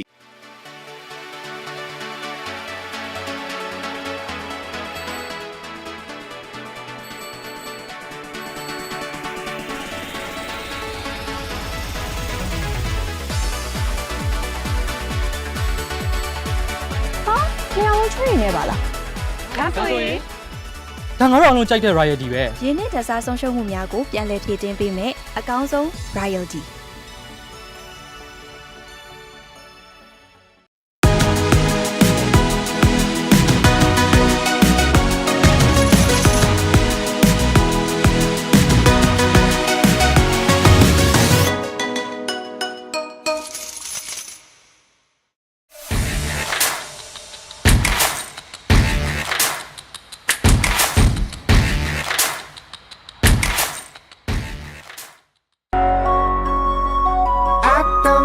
ပုံမကောင်းမွန်သောနေ့သစ်များစီ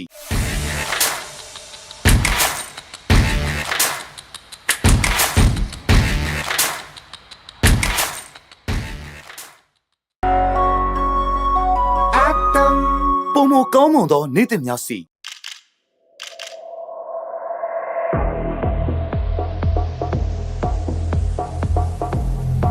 Yes.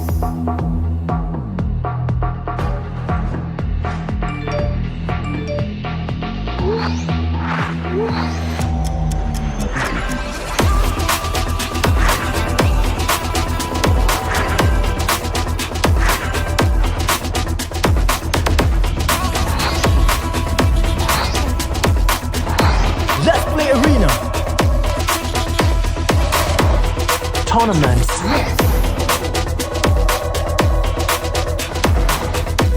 Papa.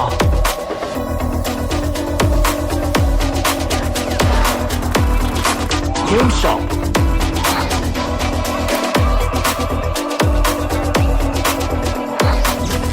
Data packs.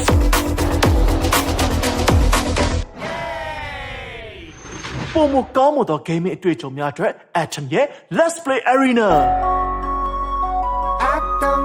ပုံမကောင်းမွန်သောနေ့သစ်များစီ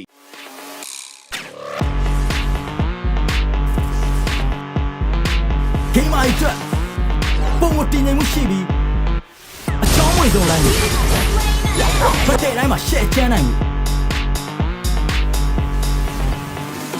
မြန်မာပထမဆုံးဤပညာကိုအတန်ရဲ့ first lane victory is yours အတန် first lane ဤပညာအစ်အမြင့်မားဆုံးအောင်မြင်မှုတွေကိုရယူလိုက်ပါ ပုံမကောင်းမွန်သောနေ့သစ်များစီ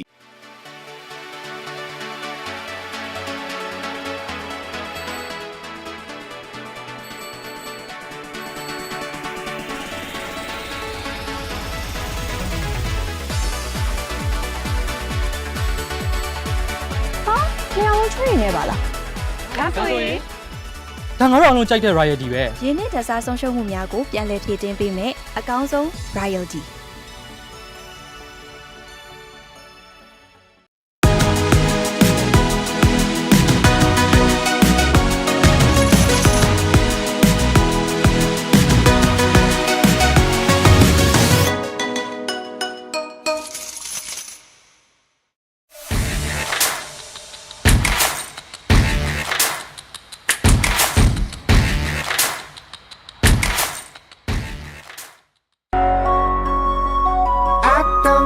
ပုံမကောင်းမွန်သောနေ့သစ်များစီ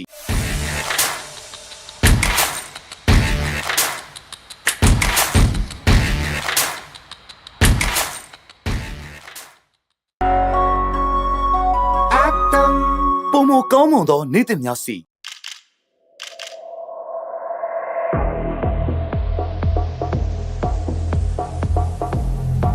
Yes.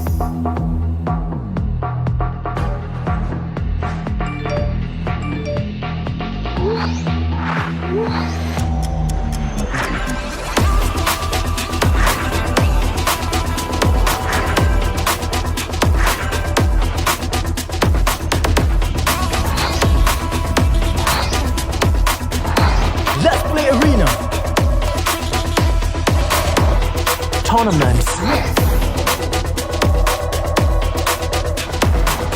football,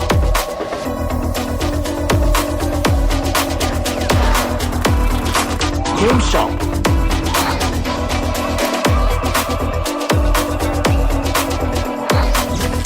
data packs,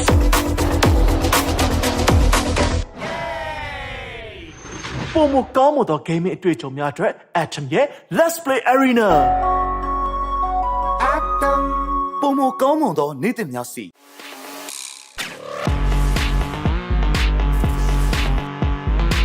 Game အတွက်ပုံမတင်နိုင်မှုရှိပြီးအချောင်းဝင်ဆုံးလိုက်လို့ဖတ်တဲ့တိုင်းမှာ share ချမ်းနိုင်မှု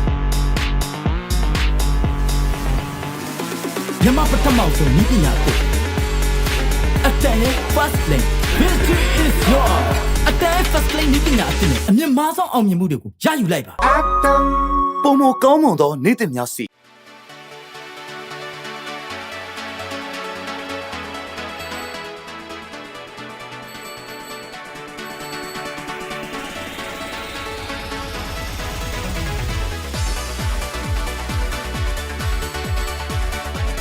နေရာဝင်ချွေးနေပါလားဒါဆိုရင် ဒါငါတို့အားလုံးကြိုက်တဲ့ royalty ပဲ ရင်းနှီးတစားဆုံးရှုံးမှုများကိုပြန်လည်ဖြည့်တင်းပေးမယ်အကောင်းဆုံး royalty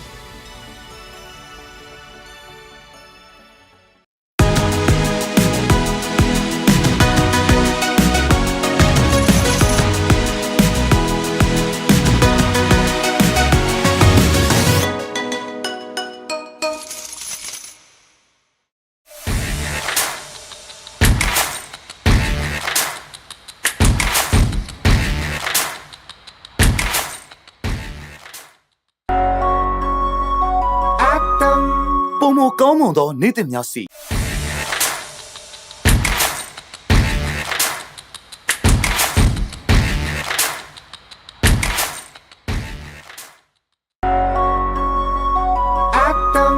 ပုံမကောင်းမွန်သောနေ့သစ်များစီ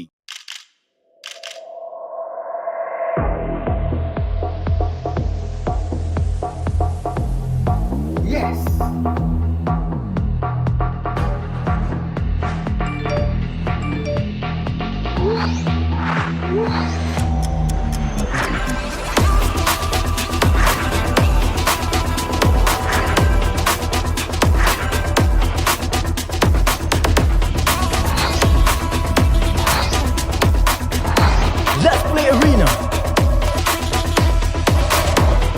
tournaments, football,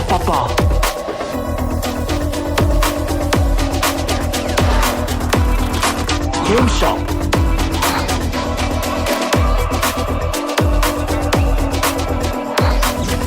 data packs,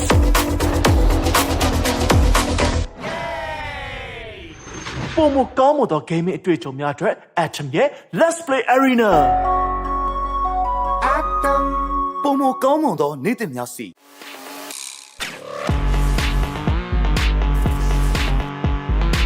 Game အတွက်ပုံမတင်နိုင်မှုရှိပြီးအချောင်းဝင်ဆုံးလိုက်လို့ဖတ်တဲ့တိုင်းမှာ share ချမ်းနိုင်မှုမြန်မာပထမဆုံးနည်းပညာကိုအတန်ရဲ့ first lane victory is yours အတန် first lane နည်းပညာအသစ်နဲ့အမြင့်မားဆုံးအောင်မြင်မှုတွေကိုရယူလိုက်ပါ ပုံမကောင်းမွန်သောနေ့သစ်များစီ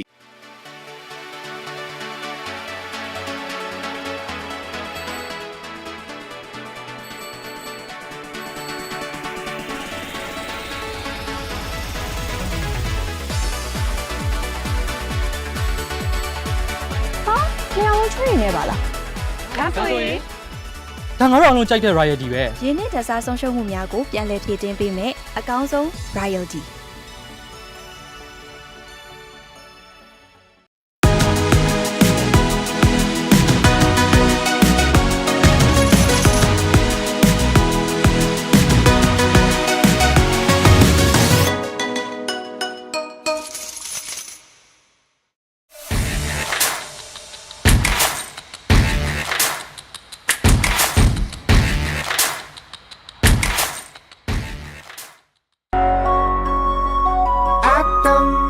ပုံမကောင်းမွန်သောနေ့သစ်များစီ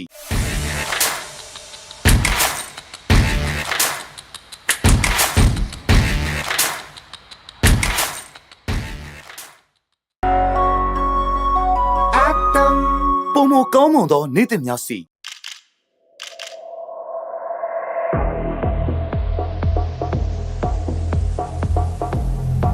Yes.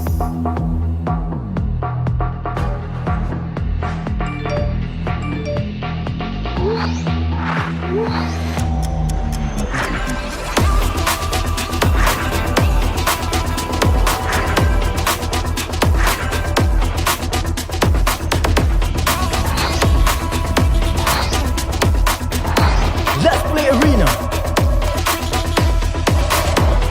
Tournaments.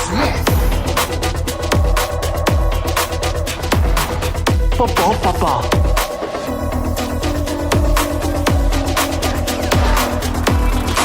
Game shop.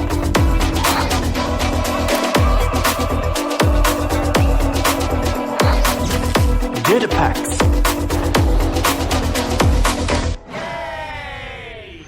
Pomo Kamo the gaming အတွေ့အကြုံများအတွက် Atom ရဲ့ Let's Play Arena. ပုံမကောင်းမွန်သောနေ့သစ်များစီ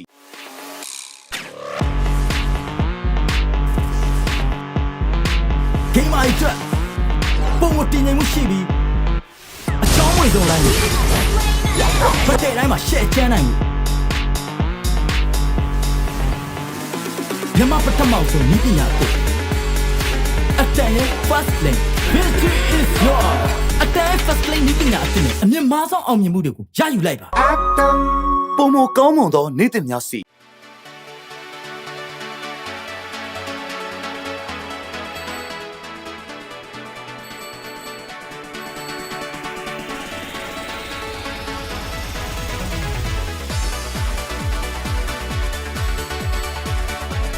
နေရာဝင်ချွေးနေပါလားဒါဆိုရင် ဒါငါတို့အောင်လုံးကြိုက်တဲ့ royalty ပဲ ရင်းနှီးတစားဆုံးရှုံးမှုများကိုပြန်လည်ဖြည့်တင်းပေးမယ်အကောင်းဆုံး royalty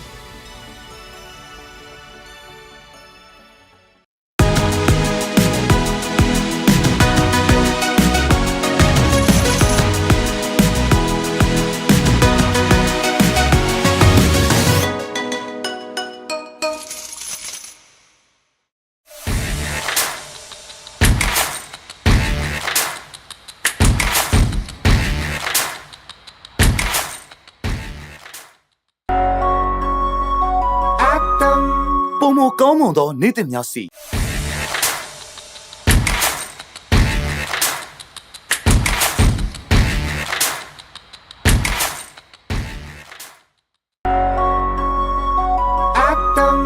ပုံမကောင်းမွန်သောနေ့သစ်များစီ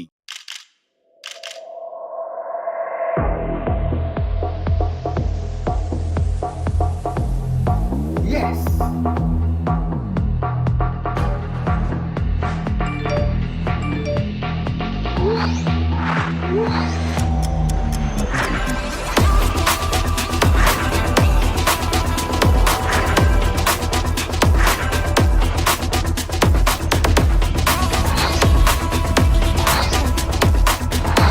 Let's play arena Tournaments.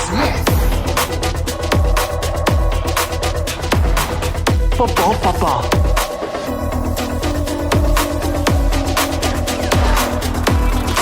Game shop.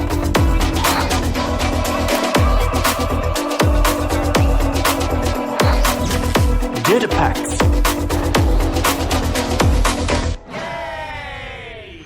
Pomo Kamo the gaming အတွေ့အကြုံများအတွက် Atom ရဲ့ Let's Play Arena. ပုံမကောင်းမွန်သောနေ့သစ်များစီ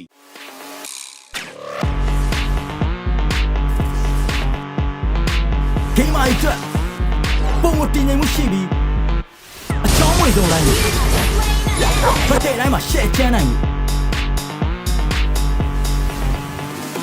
မြန်မာပထမဆုံးဤပညာကိုအတန်ရဲ့ first lane victory is yours အတန်ရဲ့ first lane ဤပညာအဖြစ်နဲ့အမြင့်မားဆုံးအောင်မြင်မှုတွေကိုရယူလိုက်ပါ ပုံမကောင်းမွန်သောနေ့သစ်များစီ Game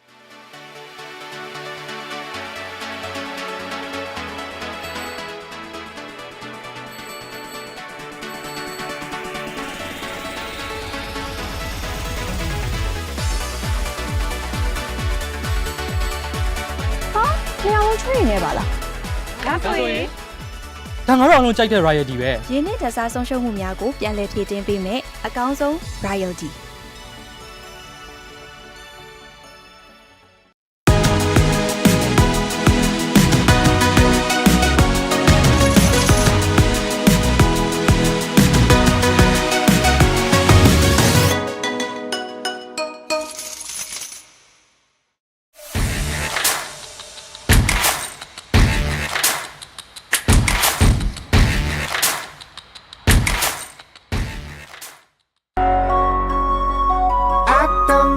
ပုံမကောင်းမွန်သောနေ့သစ်များစီ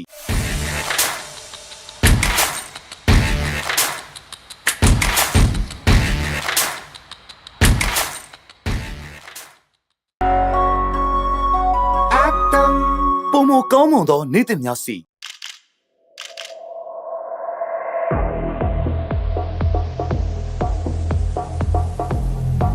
Yes.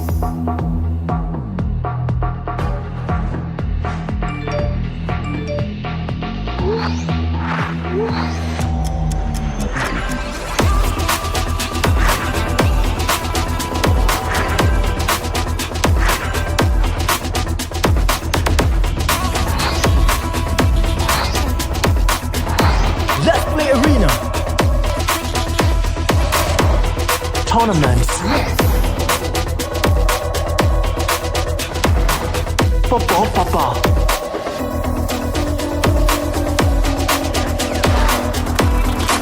Game shop.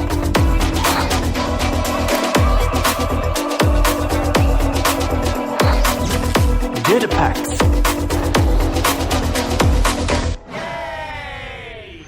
Pomoကောင်းမွန်သော gaming အတွေ့အကြုံများအတွက် Atom ရဲ့ Let's Play Arena ပုံမကောင်းမွန်သောနေ့သစ်များစီ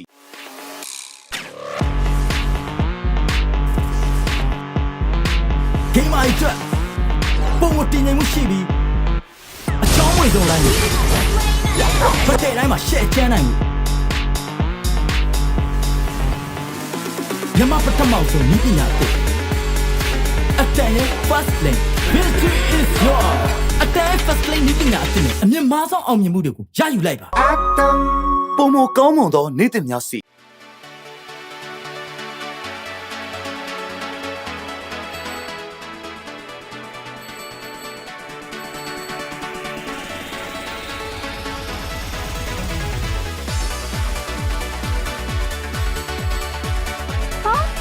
train နေပါလားဒါဆိုရင် ဒါငါတို့အောင်လုံးကြိုက်တဲ့ royalty ပဲ ရင်းနှီးတစားဆုံးရှုံးမှုများကိုပြန်လည်ဖြည့်တင်းပေးမယ်အကောင်းဆုံး royalty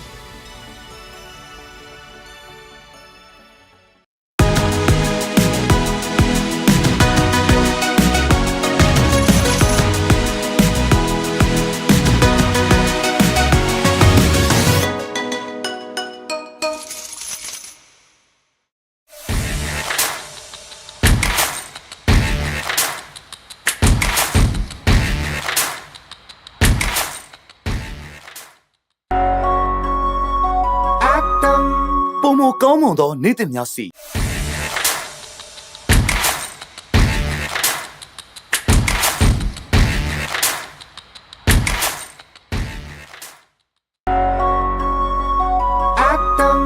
ပုံမကောင်းမွန်သောနေ့သစ်များစီ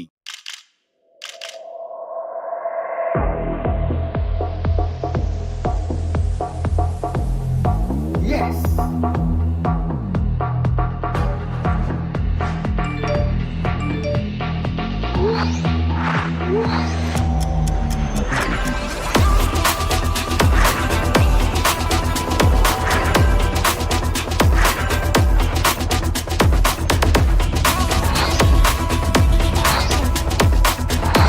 Let's Play Arena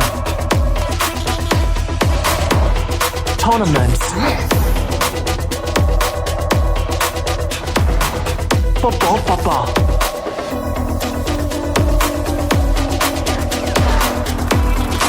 Game shop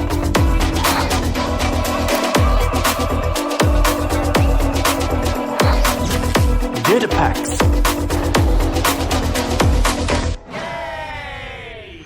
Pomoကောင်းမွန်သော gaming အတွေ့အကြုံများအတွက် Atom ရဲ့ Let's Play Arena ပုံမကောင်းမွန်သောနေ့သစ်များစီ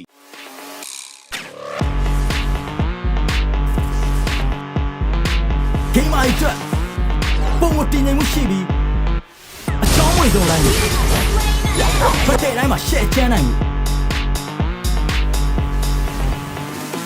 မြန်မာပထမဆုံးနည်းပညာကိုအတန်ရဲ့ first lane victory is yours အတန် first lane နည်းပညာအဖြစ်နဲ့အမြင့်မားဆုံးအောင်မြင်မှုတွေကိုရယူလိုက်ပါ ပုံမကောင်းမွန်သောနေ့သစ်များစီ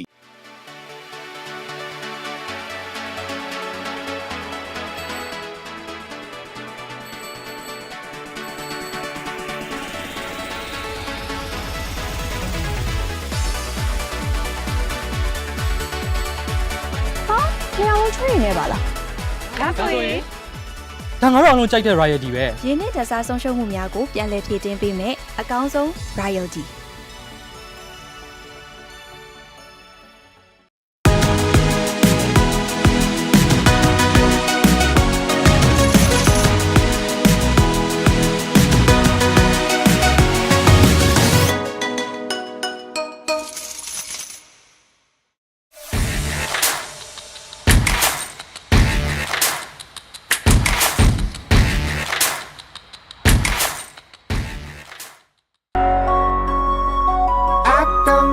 ပုံမကောင်းမွန်သောနေ့သစ်များစီ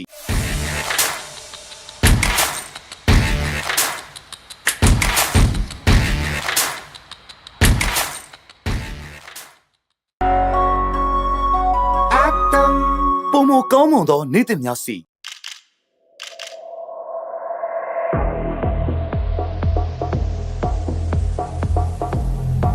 Yes.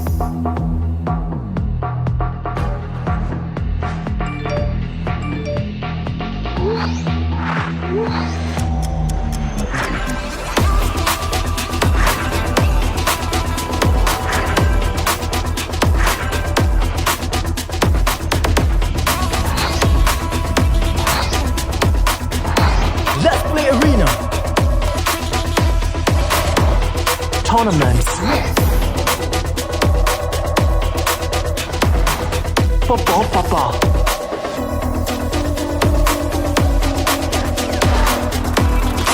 Game shop.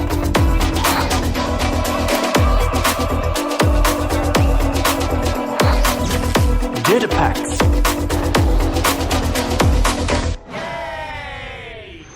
Pomo ကောင်းမွန်သော gaming အတွေ့အကြုံများအတွက် Atom ရဲ့ Let's Play Arena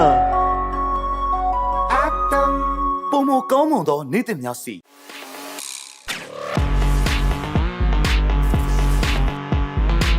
Game အတွက်ပုံမတင်နိုင်မှုရှိပြီးအချောင်းဝင်ဆုံးတိုင်းကိုဖတ်တဲ့တိုင်းမှာရှက်ချမ်းနိုင်မှုမြန်မာပထမဆုံးနည်းပညာကိုအတန်ရဲ့ first lane victory is yours အတန် first lane နည်းပညာအဖြစ်နဲ့အမြင့်မားဆုံးအောင်မြင်မှုတွေကိုရယူလိုက်ပါ ပုံမကောင်းမွန်သောနေ့သစ်များစီ We've cut the brakes immensely, and that's why you guys out there are getting just action on action on action on action. Ladies and gentlemen, match 4 of day 2 here at the ISF Esports World Esports Championship to be exact. Live from Riyadh. It's an absolutely incredible venue, to be honest. The players are very happy about everything, the phones, the organization, so on and so forth. So you can tell by the performance they've had as well that that's the case. It's an absolutely incredible playing path as well. If we're looking at where this takes us, there's no Yasnaya, there is no George Paul, there's no Severny hot drop. This is a brutal one to start off the second half of the day. Brazil's going to be very happy about their military base loot spots. Everybody else is in dire straits. You can see that Milta Power area already getting a little bit awkward, but Romania most likely falling away from it. 2 teams only on the southern island means a ton of congestion around everything further north. We're going to see some action here early on. At least a few shots being taken at cars, some vehicle struggles. This is not going to be easy for some of our teams to get out of. No, it's really not. Definitely a dangerous playing path for a lot of these teams, as you said. And the next circle, we see here in match number 4, doesn't really make it all that easier. But then again, It's open for grabs for absolutely everyone. Doesn't really give you much phase one. I don't think we're going to see too many teams centering up. Just too open on where it's going to end. Yeah. Egypt there around Puchenki. Ukraine is interesting to me because they have a Saudi player somewhere close. But instead of Ukraine, it's going to be Bulgaria opening things up. First frag of the round. It's going to be Sicario who gets that. His teammate with a flush. First point on the board for them. Good and nice start to the last air angle of the day. And like you said, a very central circle, but a circle that's still quite far away from so many of our teams because of how south that plane path was. I wouldn't be all too surprised to see some teams go for the northern parts of this circle. You don't have to center up entirely. If you're centering up a little bit further north, you'll get yourself some incredibly free space, considering how congested the southern entries should be, all the avenues of approach stacked with multiple teams.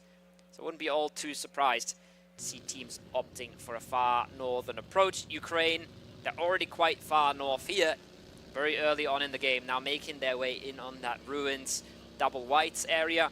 They will find a ton of free real estate. Just add their hands, yeah.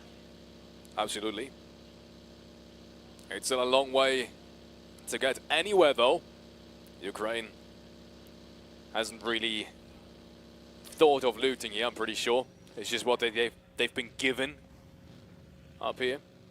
Car spawns have been relatively rare, you can tell. Just now is really when they're making their way towards that desired loot spot. It's definitely going to cost them in rotation timing. Then again, north side should be relatively clear. I haven't really seen too many teams go that far up north. Which is part of the reason why Ukraine wants to make that happen. Even more so, knowing that that is going to be the most clear entry into that phase 2. And I'd be surprised if we don't see them taking a deep north entry in this game because of that. They have been playing smart like this. They have been making a very proactive approach on really thinking about what kind of edge they want to entry on. And it's been working out perfectly for them. The current 1 spot is theirs with quite a bit of distance. Yeah, that last game helping them out, widening the gap towards some of the teams on the chase. Myanmar being one of them. Lewis James, the top fragger off that squad. We've seen him pop off time and time again. Not able to clutch out that last game though. That 3v2 was hard, but it was winnable. But just perfect crossfire setup from Ukraine, and Myanmar walks straight into it. And you can't overstate how much that costs you. That costs you 4 placement points and 3 elims or 2 elims, depending on which side you're looking at. That's a whole lot of points when you're looking at that leaderboard in just a matter of seconds of that fight going one way or the other. Talking about fights going one way or the other, this one is going towards Indonesia. Randy with the first knockdown against Myanmar, who've been performing, I don't want to say miraculously, but they've been definitely even overperforming isn't necessarily the best word, right? Because we've been expecting them to perform better today. They just haven't gotten into late game. But there is one trade now that I'm pretty sure they're going to flash on 2. I think he's open enough to get that. But the crossfire is there. But yeah, as I say that, Rennie indeed is going to get finished off as well. It's a 1-1 trade. It's a bridge camp from Indonesia that unfortunately doesn't really work out too heavily in their favor. That was definitely something that could have been avoided, I feel like. I mean, if you're the one bridge camp and you get the first frag, yeah, in almost no scenario you lose another player.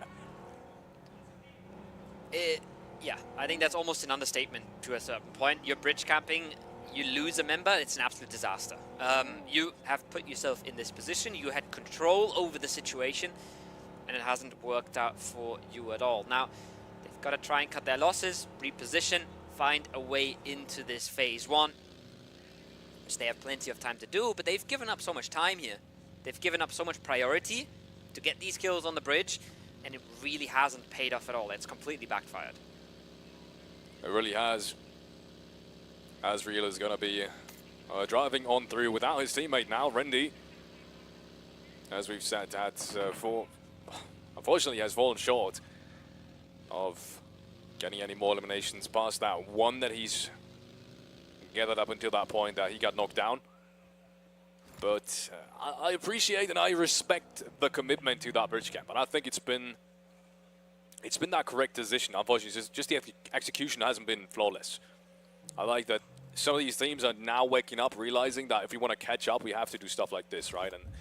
And we don't only have to do stuff like this, we have to do stuff like this on top of having great rounds as well. So this is just the start of it. You have to kind of do the same thing that Egypt has done, right?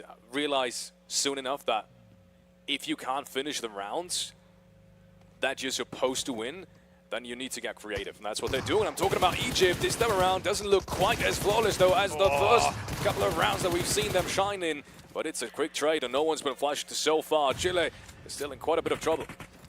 Nice little transition from Krona there as well. Keeps himself alive, but the need to follow up is so good. Catches him in his tracks. Just one up standing for the Egyptian squad. I think it's one for Chile as well, if I'm not mistaken. Might have been a bit of an observer bug there. Yeah, it's a 2v1 at the moment, but there will be no reses coming through. As I say that, there will be one res coming through for Egypt as well. So they are trading one right now, but not a great position for Egypt to be in. They've now given up all the space, they've given up the angles, and Krona is the only one who can do it. Does he find the first? Not even. Elite says no. Puts him in his place.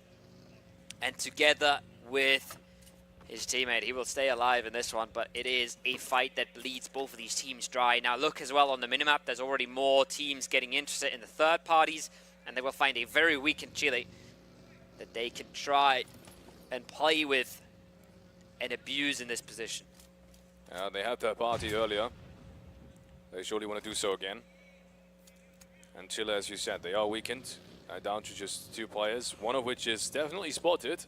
The audio cues have been given away, but they are yet to find the second player, which is Elite. He's made he's had a big impact, but yeah, that impact has just now finished. Notorious is easily going to find him. He had no chance to get out of this one. His looting was just a little bit too long, and Simply really couldn't wait for him. I can understand why he had to dodge that. It was a little bit too much of a loot goblin, to be honest. Maybe he should have just skipped that body. I think he would have made it out alive. If that position. Yeah, if that would have changed anything in this round, I'm not so sure. You can tell by the rotations with the circle shifting up north. It's going to be tough either way. I think he tried to look for that, for that single building compound now out in the open, but that's been taken as well. So we'll see where he ends up. We'll see where he ends up. The timing isn't amazing. He's a little too late for the phase shift to really get anything early. That being said, hold that thought. France getting cleared right now by Saudi Arabia, a team that sort of dropped the ball a little bit today. They haven't really showed us the consistency we've seen from them yesterday, but they are trying to pick things up here, and they have picked a fight. They have found themselves an opponent, and they're trying to do their very best at closing this out fast, because the zone's not here anymore, but they should have just enough time with a bit of util as well. The nades are coming on in. It is Nade himself as well that is getting naded here. Dodo nade.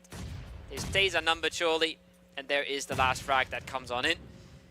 4 frags, 4 elims for the Kingdom of Saudi Arabia, excuse me. But they have lost a player in the process here, Felix. Yeah, they have. 4 eliminations, still a good start, but it's that old thing of, is it really worth it for, especially for some of these top contenders where you know that 4 frags is nice, but it's not the point average, right? That point average is higher than this. And yes, sure, they're not out of this one, but your winning chances always significantly decrease when you lose a player too early. So yeah, it's going to be down to how these next circles shifts and what kind of position they play. Ukraine, on the other hand, they surely don't have to worry much about that anymore. It's a pretty good spot that they've found themselves in.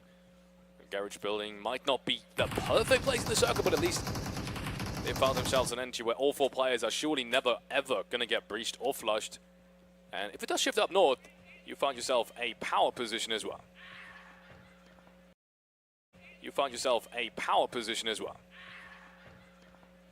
Always a chance, 30 seconds for the phase.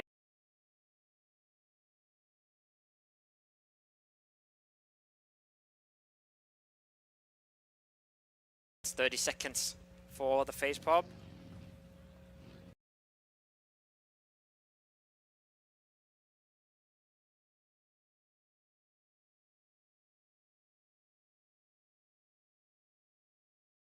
It's 30 seconds for the phase pop.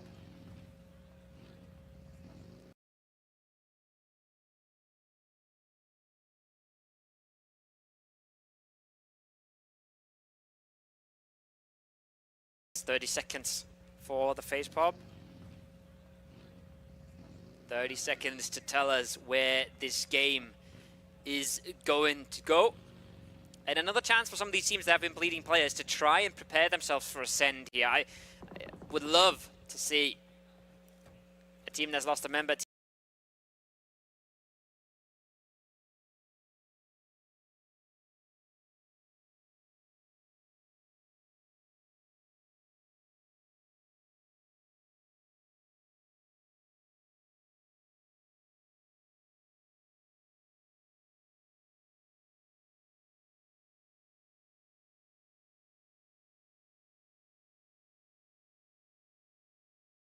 That's not in a good spot. Just get in your car, start driving towards the center, see where the zone takes you, and be the first one to react here, because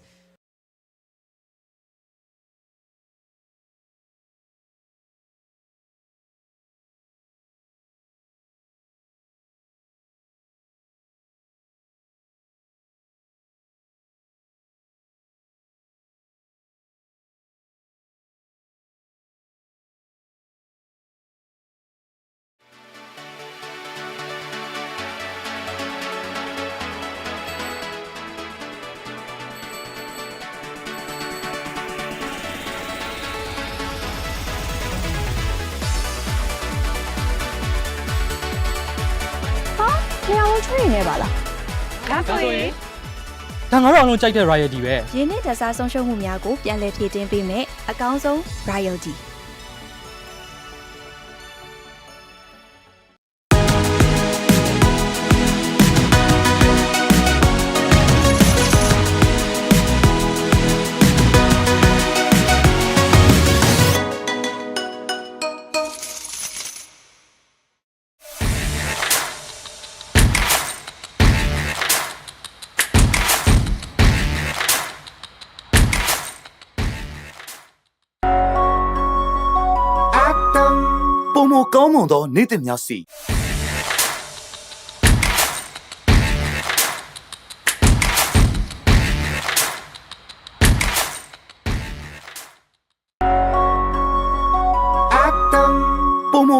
No one can even really peek that aggressive stance that Ukraine has put up right in front of Romania.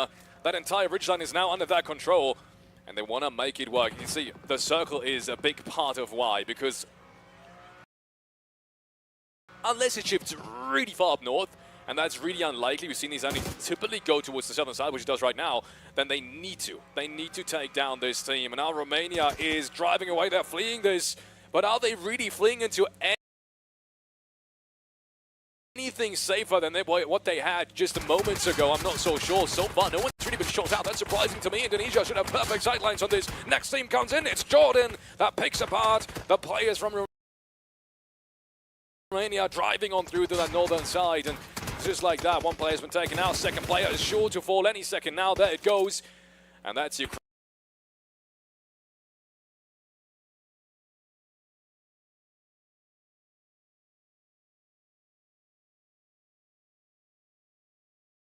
That has bullied them out of position.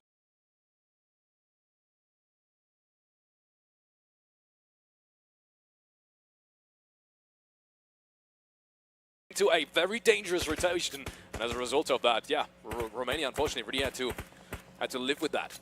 I'm loving it. I'm loving it from Ukraine, the aggression to push the team away. I'm loving the reaction from Romania as well, but they just weren't sure where to go. They didn't figure it out in time. They actually take a bunch of damage from the Alamo to their left, then they're too close to the compound on the right. They don't have a free pathing here, but they weren't sure where to go. They didn't make the decision in time, and it cost them dearly. Now, what can Ukraine do with this? They've heard all these shots in front of them. They should know that there's a Chilean member in the dip. That could be something that they clear out first. That could be a kill point that they get themselves before they play the rest of this game from here.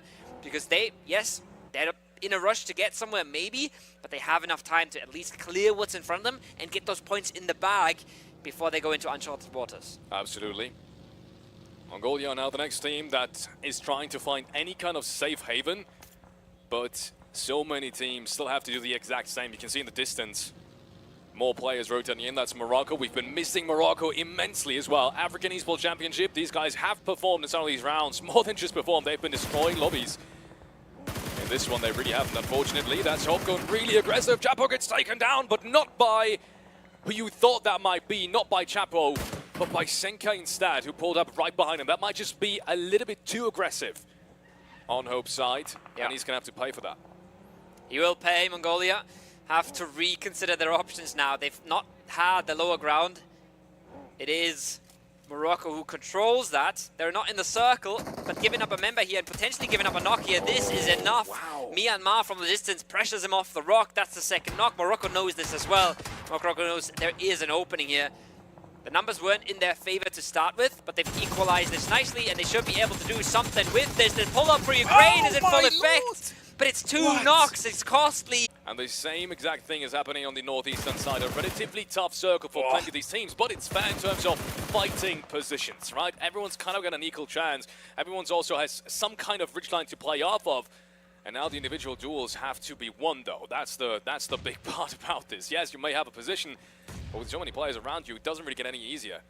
Because the opposing team on the other side might just have the exact same. Brazil, he tries to reposition, but it's just not meant to be. Flyby takes him down through the blue zone, and that's another point being picked up by Kyrgyzstan. Another team that's right on the heels of Ukraine. They have some amount of distance, let's be honest, but with this game, to go. Mongolia with the pull-up. Shotgun comes out. Second elimination. Suki in this round is a bit of a band-aid on the rough game they've had. But this is the fight to watch. It might never happen. It might not explode. But one opening knock could go a long way. Yeah, he's trying to hit that nade. That'd be disastrous if he hits that. That would be absolutely absurd.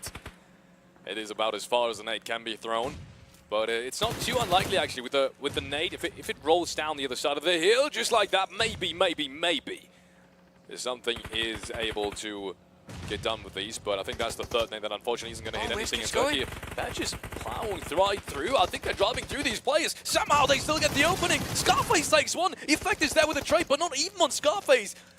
Instead, it's on someone completely else. And in fact, he has to defend himself suddenly with lots of Turkish players all around him. I'm not even sure what's happened in the end there, but somehow they clean this up, and Turkey finds the 10th point, the 10th elimination in match number 4. This is an immense start to this round.